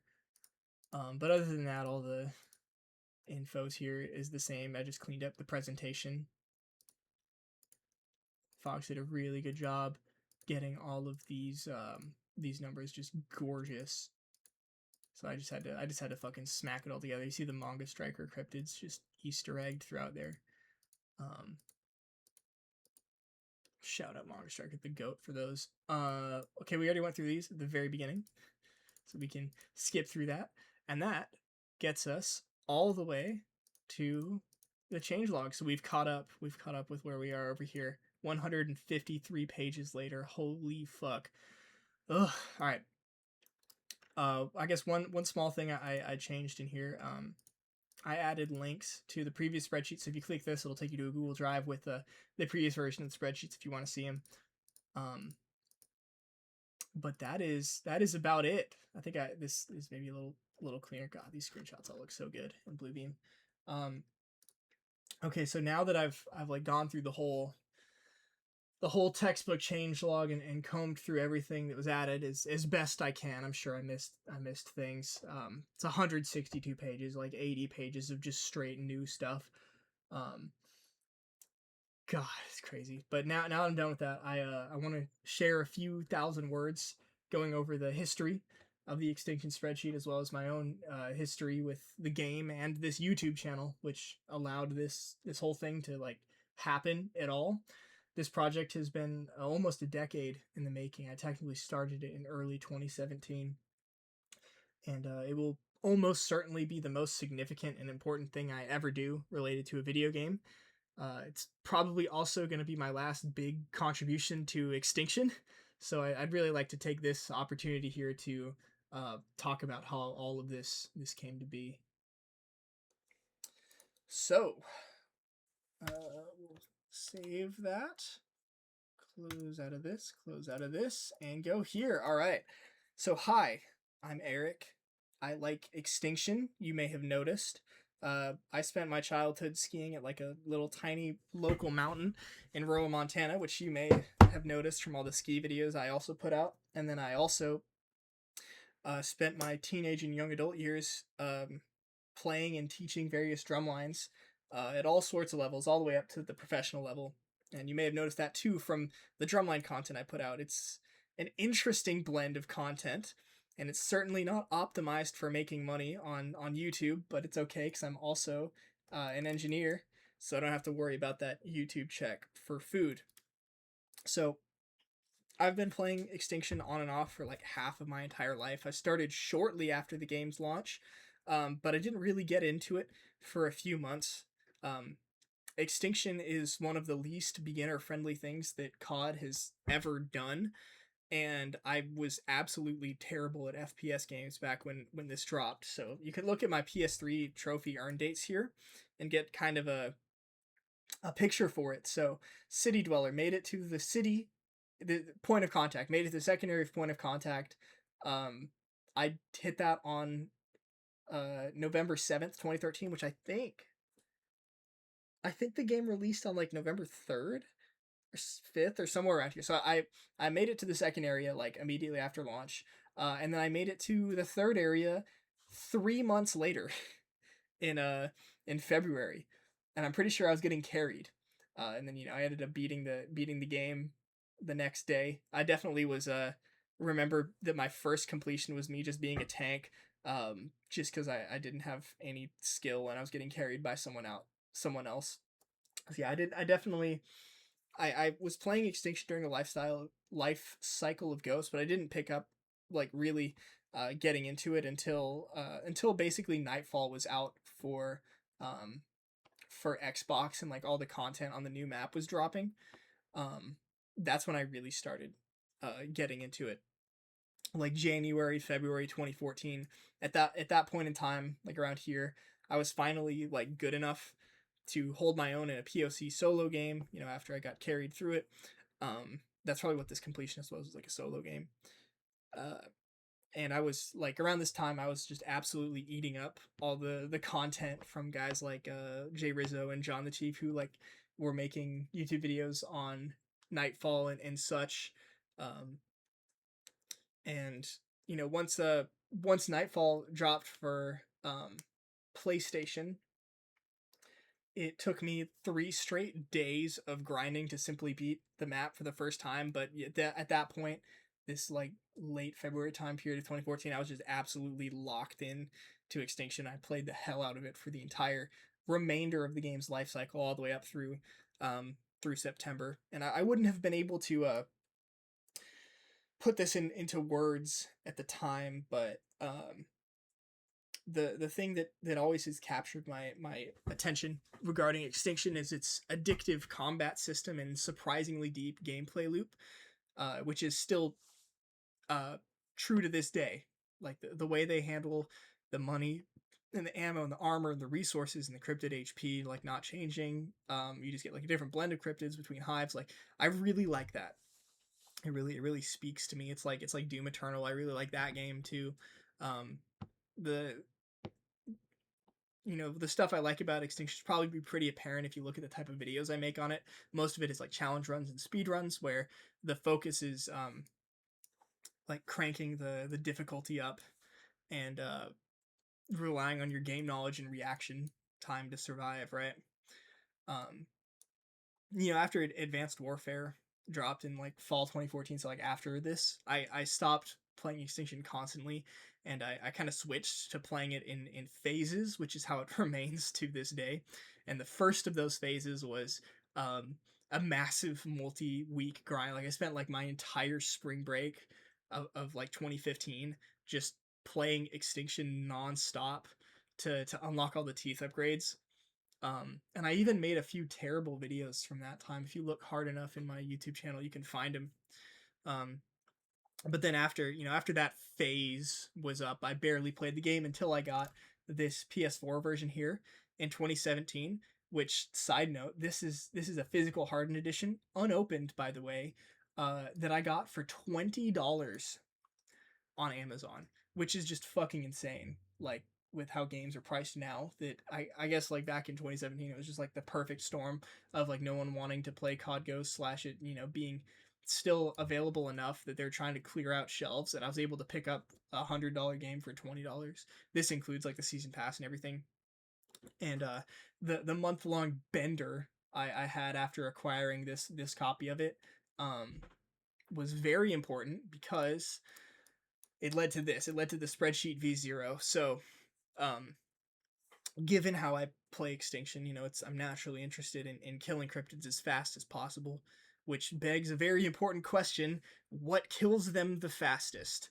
There was no information available on that at the time. It's just like speculation. Um, Technically, there was one guy that had data mined the pistols.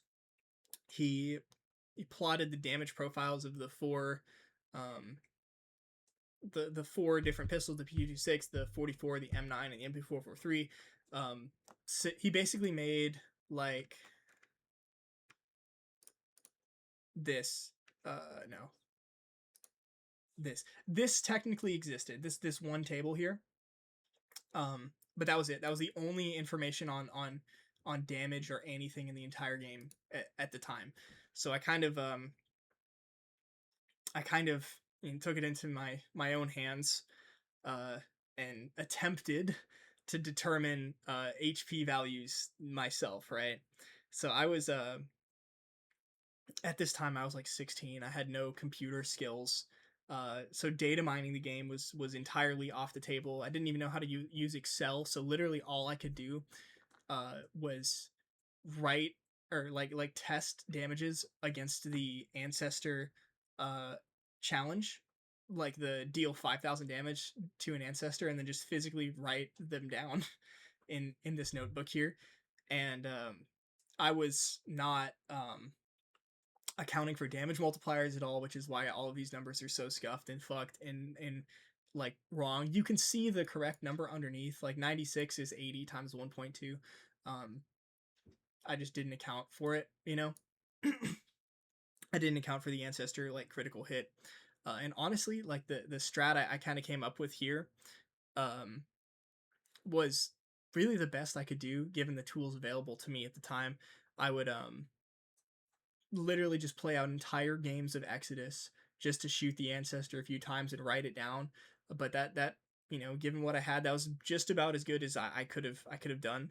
I tried to determine movement speeds, like how fast you move, just using like a stopwatch and like walking down a really long straight line in Exodus or Mayday, and I got like okay numbers from that. I tried getting enemy HP values here. A few of these, the data miner actually dropped, but what he dropped was 2-player co-op values and not solo values.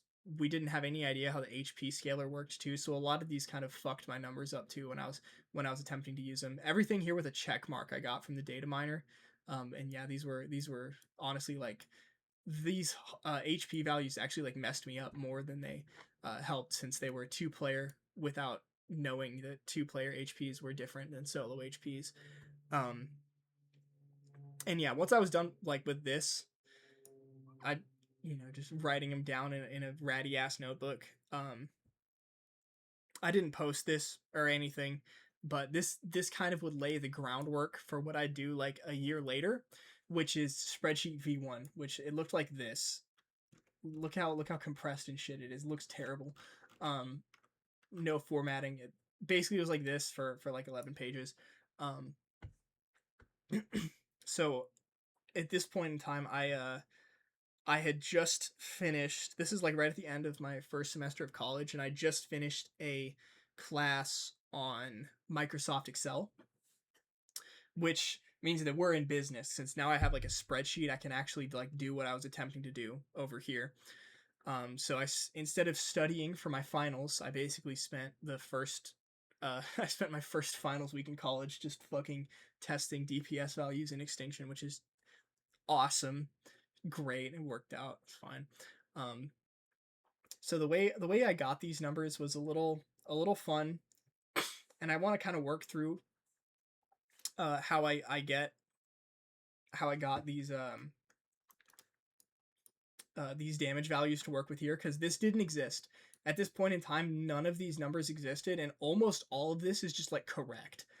It's pretty crazy that I managed to get like such accurate values, just like literally counting shots to kill on enemies. So um basically, so let's say we're working off a mammoth which has 10,080 HP, which I at the time I think I was using 11,000. I think I had got my numbers slightly wrong. So the numbers I was getting were a little different, but it worked out. So I would literally just count. I'd like go up to the mammoth and I'd shoot it and count how many shots it takes to kill. So let's use um let's use this Maverick as an example. Sure. So it takes 136 shots exactly. Trying my best to eliminate any damage multipliers. So we're using AP ammo, shooting it in the armor without the ability or without the upgrade. No weapon specialist, right? Just straight 1.0x damage as much as we can. So it takes 136 shots. So that results in a minimum damage and a maximum possible damage.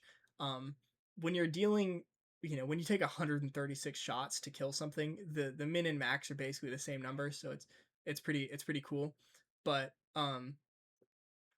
this causes some issues when you're up against, when you have like a lot less shots to kill. Um, so like for example, this USR here, he's dealing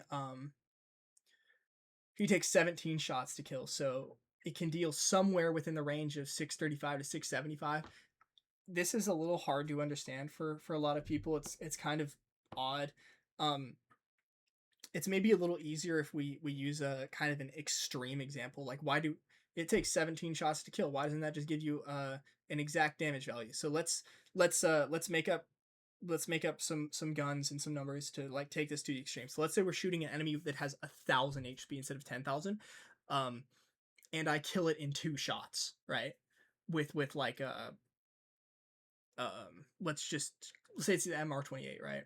or no, fictional enemy, fictional gun, 1,000 HP, and I kill it in 2 shots, right? So your first instinct would be like, okay, 1,000 HP, 2 shots, 500 damage per shot, right? It has to do 500 damage. No, how do you know it's not doing 600 damage per shot? That would still be a 2-shot kill, right? It could be doing 999 damage per shot and still be a 2-shot kill on a 1,000 HP enemy because it's overkill damage basically, right? Like, doesn't matter if the last shot is dealing only 1 HP or if it's dealing the full like 500. So basically there's a range of possible damages from like a minimum to a maximum based on this amount of shots to kill. So it provides you with a range. Now if you're shooting a mammoth that takes 100 shots to kill, that range is tiny. But if it only takes 17 shots per kill, it's pretty wide. And so the USR, we were getting 660 damage. I might have been actually shooting it like not in, I guess the armor was counting as like a body shot because we were getting the 660 damage here. These true damage values were unknown at the time, but I got pretty close to almost all of them. The only ones I messed up were like the MP443, which I probably just like miscounted like number of shots to kill on these guys down here, right? But yeah, pretty accurate testing against the mammoths on Awakening, and then of course for the other maps, I would do this on, worst case scenario, I'm doing it on a Rhino without without using a flare, which is always a little fun, but it's possible. Or like a phantom with a flare or something, get a bunch of different like possible ranges. So that's how I went through and got all of these max damages and just stuck it into this thing, and it looked absolutely fucking terrible. but the numbers were right. So I went back like a month later, and I published this to the COD forums. I didn't really have like a functional YouTube channel at this time. I was just like uploading occasionally, like skiing stuff. But the COD forums were still a thing at this point in time in like 2018. So I published it there, and it got quite a bit of attention. And of course, within like a month I republished it with it looking like not as bad as this, but with no new issues. But despite publishing it there, it was still a pretty limited distribution. Not many people were seeing it. Funny enough, Bier actually found it on there and utilized it to a certain extent, like picking weapons when he was doing his initial Exodus speedruns, which is pretty sick. But then in 2020, we had something massive, something catastrophic that happened and changed the course of everything going forward, and that's that I played an Awakening ultra hardcore run and put it on YouTube. It was also a global pandemic which shut the whole world's economy down, but not as significant. I had been I had been running this UHC extinction bullshit for quite a while, just messing around. I even like put a video or two of this up like way back in the day on my channel, but this is the first time, this UHC Awakening was the first time I ever recorded a full game and commentated the entire thing. And I didn't expect anyone to actually watch it. It was mainly just a personal project, just for my own documentation, something I could feel good about. But it kind of caught lightning in a bottle and popped off in the algorithm. It's like I did this right at the start of the pandemic, so this is right when everyone had a ton of free time uh, at home because they just all got laid off or they're doing school from home, and they could just like watch someone ramble and explain the workings of a game that they're starting to feel nostalgic over in 2020, right? And so this UHC Awakening video kind of turned into a series where I played all of the maps on that UHC difficulty and give post commentary explaining everything as best as I could. And this is what really started my channel off. And in total it got a couple thousand views and netted 100 or so subscribers, over its lifetime. And one other catastrophic thing that happened in 2020 was that the Activision forums were taken down, which means that this guy was gone. Activision deleted this shit in early 2020. But by like August of 2020, I had enough of a viewer base that I realized I can publish this thing on YouTube now to get it out there, and people might actually see it instead of just having to post it on like Reddit or something. So this video here actually got a lot more attention than the old forum posts, and most importantly, this video, this spreadsheet post here, all I did is I just cleaned it up and then made the video. No new information here from the old stuff, but most significantly, it introduced me to Bier and Stewie, which, you know, Bier, you probably don't know Stewie. He hasn't really done anything for Extinction in a few years, but he was speedrunning Point of Contact at the time. And, you know, meeting these two speedrunner guys kind of got me inspired to do my own speedrun, which is like what really like punched my channel into the stratosphere, is this like 100k view Point of Contact speedrun. At this point in time, in like late 2020, the POC speedrun was really unoptimized, and I knew I could take a ton of time off using the DPS values from this spreadsheet to get guns to use for the barrier hives, and then like the G turret initial escape glitch. I like dropped 17 seconds off this really quickly. And yeah, this video just took off in the algorithm. It still gets views today. Like, it's one of my most viewed videos now. Even though like this time 37:43 is fucking horrible. It's like a minute. It's like a minute under the current record by Bier. Yeah, it's algorithms, man. And so that takes us to 2021, which is the, you know, prime section of my YouTube. After that all got kickstarted, and I was still, you know, at home just like vibing during COVID as well as everyone else. I was making Extinction content pretty consistently, and 3 of these were my Oppenheimer moments. So back when I was doing like cleanup testing for V3, I ran into an interesting problem, which is that Weapon Specialist's 1.5x multiplier was missing when I was trying to figure out what's the highest possible damage multiplier you can obtain. I just couldn't figure it out, so I just left it there. But a bit later, I met Miscellaneous, who he's like the Japanese Extinction YouTuber guy. He informed me that it's actually explosive ammo nullifying the Weapon Specialist damage boost. And this was a well-known fact in the Japanese community, but for some reason no one knew about this in the Extinction community. So I made this fun video, The Dark Truth of Cryptid Slayer Ammo.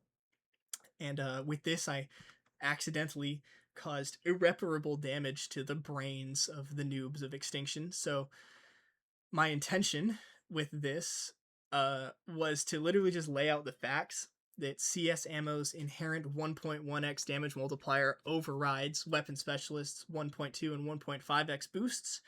And the background footage of this video is me literally just doing this to the ancestors and writing down exactly how much damage each thing does.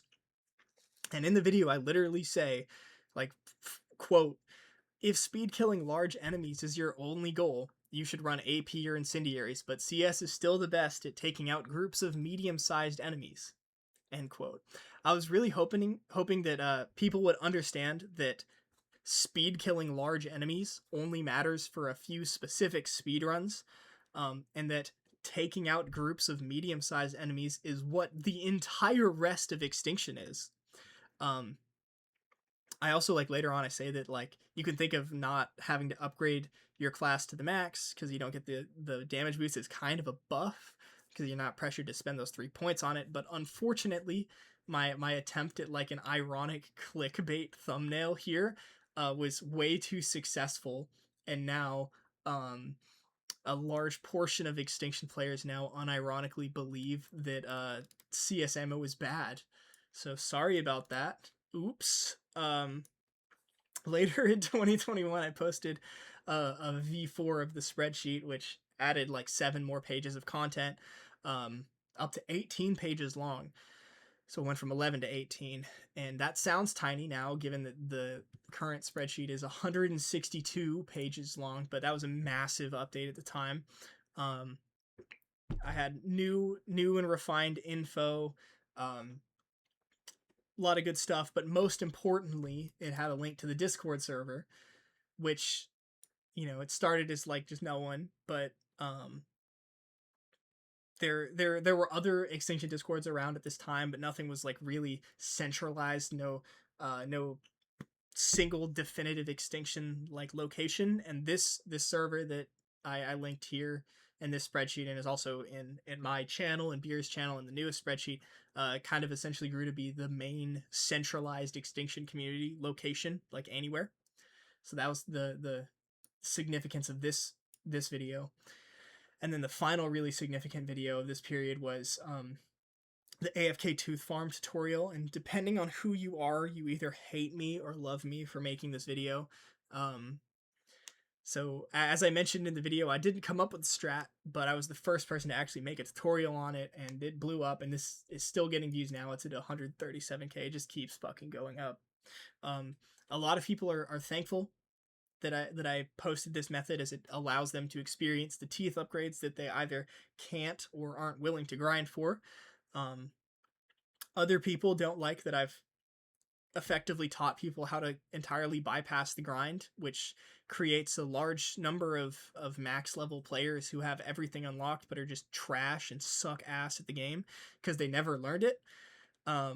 That's a valid concern, and like, yeah, that's very real. And a few more of like the experienced type players really don't like how this video kind of nuked the global kill leaderboards, since people just sit on an AFK turret and just like rack up hella kills. And this is really big concern. I definitely am sorry about that a bit, until Activision just deleted the entire leaderboards on a whim one day and really one-upped me there. But if there's one thing you can take away from these videos, these 3 videos, and the fact that I've spent like a fucking decade putting together a 162 page encyclopedia of this game, it's that I believe all of the information about Extinction really should be available to everyone. Like, I don't think we should be like gatekeeping information. And a few months later, I would get into some hot water over this belief, but I obviously still stand by it.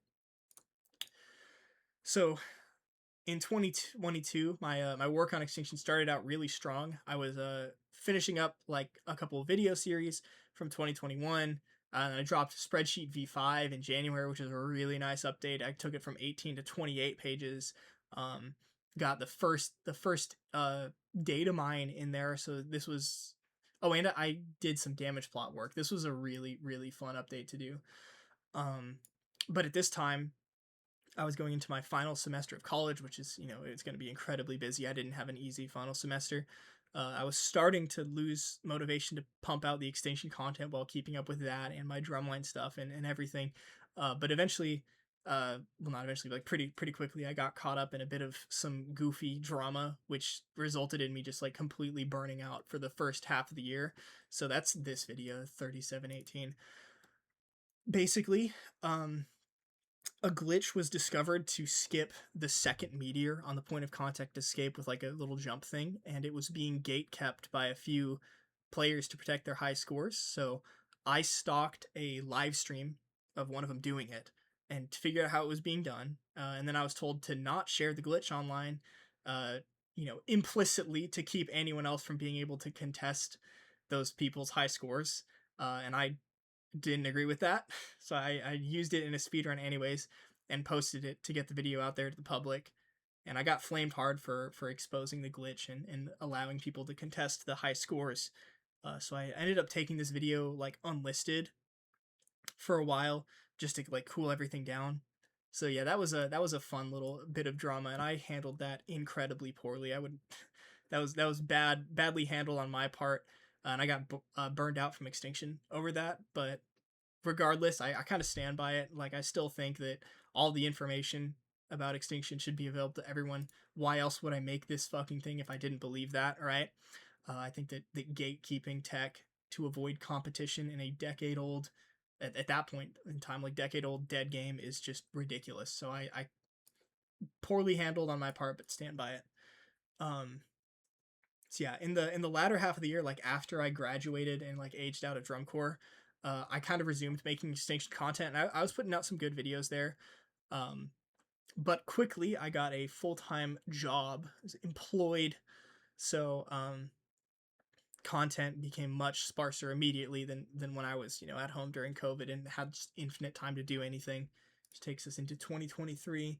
So yeah, since becoming a productive member of society with a job, I have much less time and desire to pump out content like it's 2021. And I've still been doing quite a bit of stuff behind the scenes like during this time, particularly related to the spreadsheet. So there's a lot still happening, like on the technical side behind the scenes. I just haven't been like really making videos about it as much as I used to.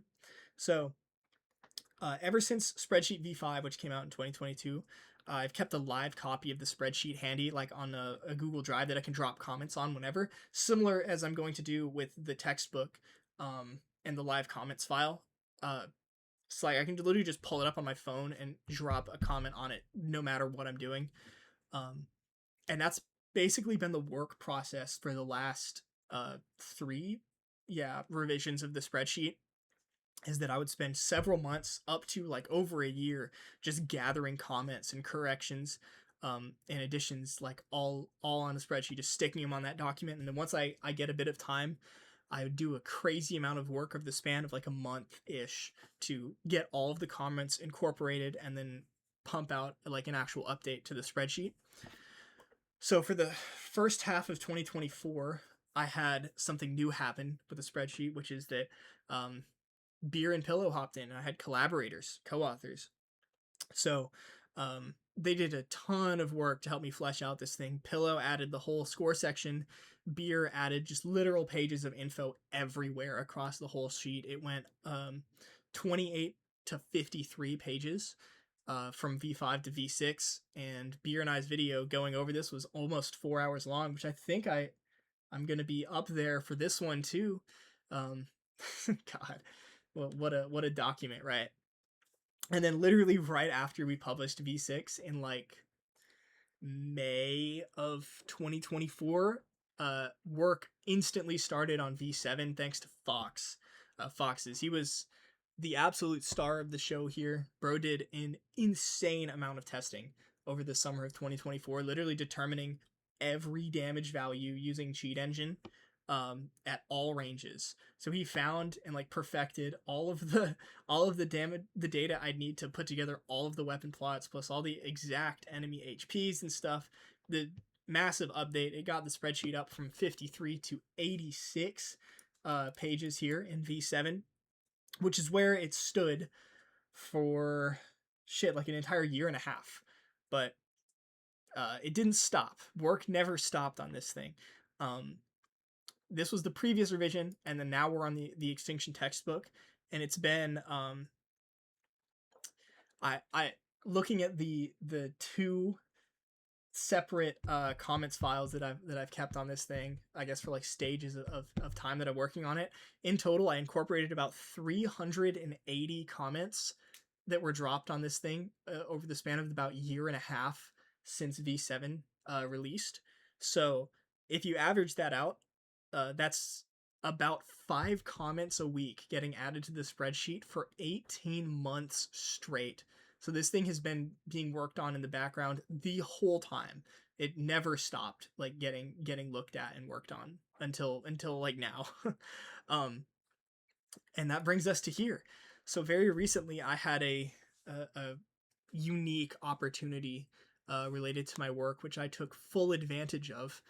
Without getting too much into the details, I was able to spend the entire months of December 2025 and January 2026 working on this thing like a full-time job. I used the skills and programs that I learned at my actual engineering job to get this into a very mature, polished form. And then I spent like this entire month of February so far basically just like checking it and cleaning everything up. And I have put literal hundreds of hours just into updating this thing from V7 to the textbook, not to mention the hundreds of hours put in by all of my co-authors here. So I'm comfortable calling this the final update. There's not gonna be an official one after this. This is it. Okay, here's my comment. So I did a 194 on the main one, and then 178 like after I put it together for the first time, and then was like redoing it with like checking and stuff. So ton of work.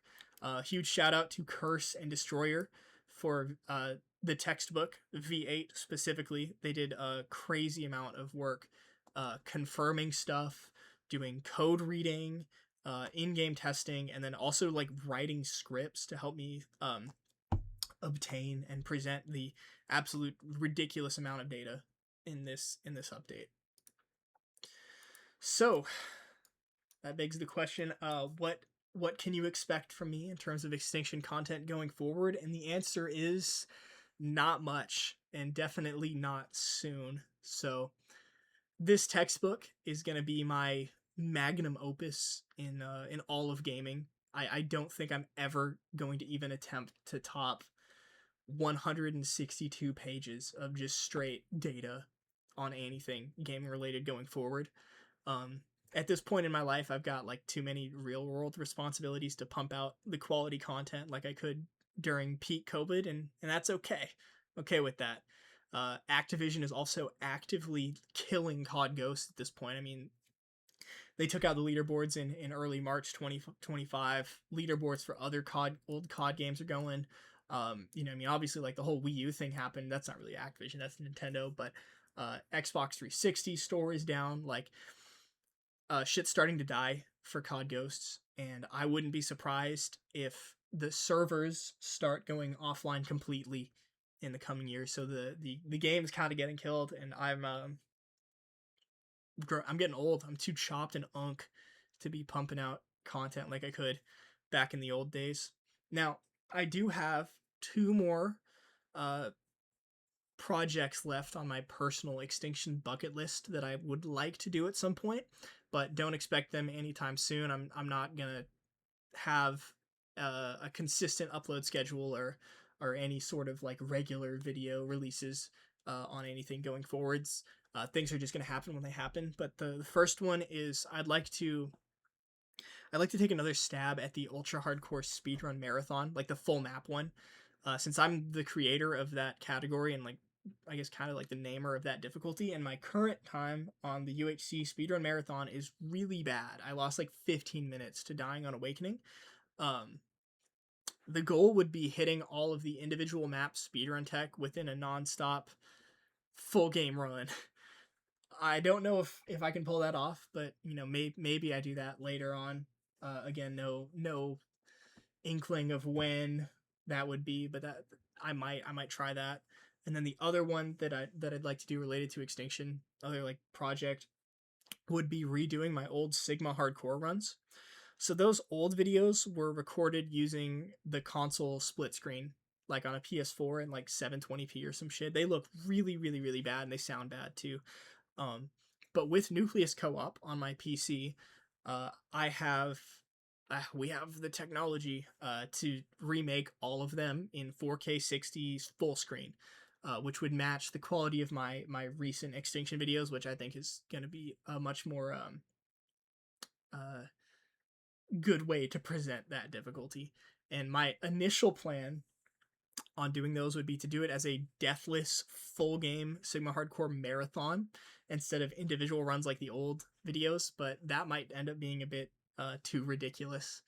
So eventually, no promises as to when, eventually I'll probably try that out, and we'll just see what happens. And then also, of course, there are Destroyer's working on Brutal Mod. There's people working on like ports and self-made content for Extinction and stuff. And as updates for those come out, obviously I'll be making videos on them too. But that's probably about it for what I'm gonna do for Extinction in the future. I don't really have any plans beyond that. Maybe some like random run will come up that I just feel like doing. But yeah, don't expect like regular Extinction content, and also like my other stuff. You'll probably see like skiing and drum stuff just randomly get thrown up there too. You know, it'll happen as it happens.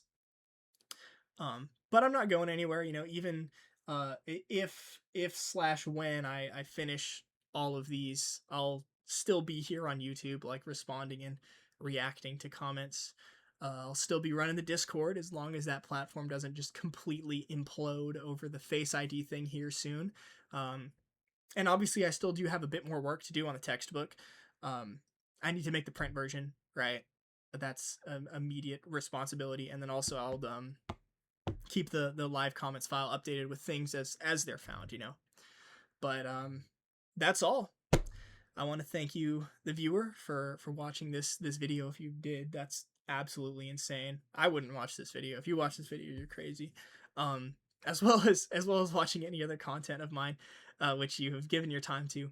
This project would not have been possible without your support, and I don't mean that in like a figurative, like, oh, thank you for your support, like a figurative emotional sense. Like the Extinction Textbook, this literally would not exist in this form if my channel hadn't blown up thanks to you. Like without your support, I wouldn't have been able to make and populate the Discord server, which means I wouldn't have been able to like connect with my 5 co-authors and the numerous other people who have contributed massive amounts of their time, effort, and expertise to this project. So, thank you and have a good one.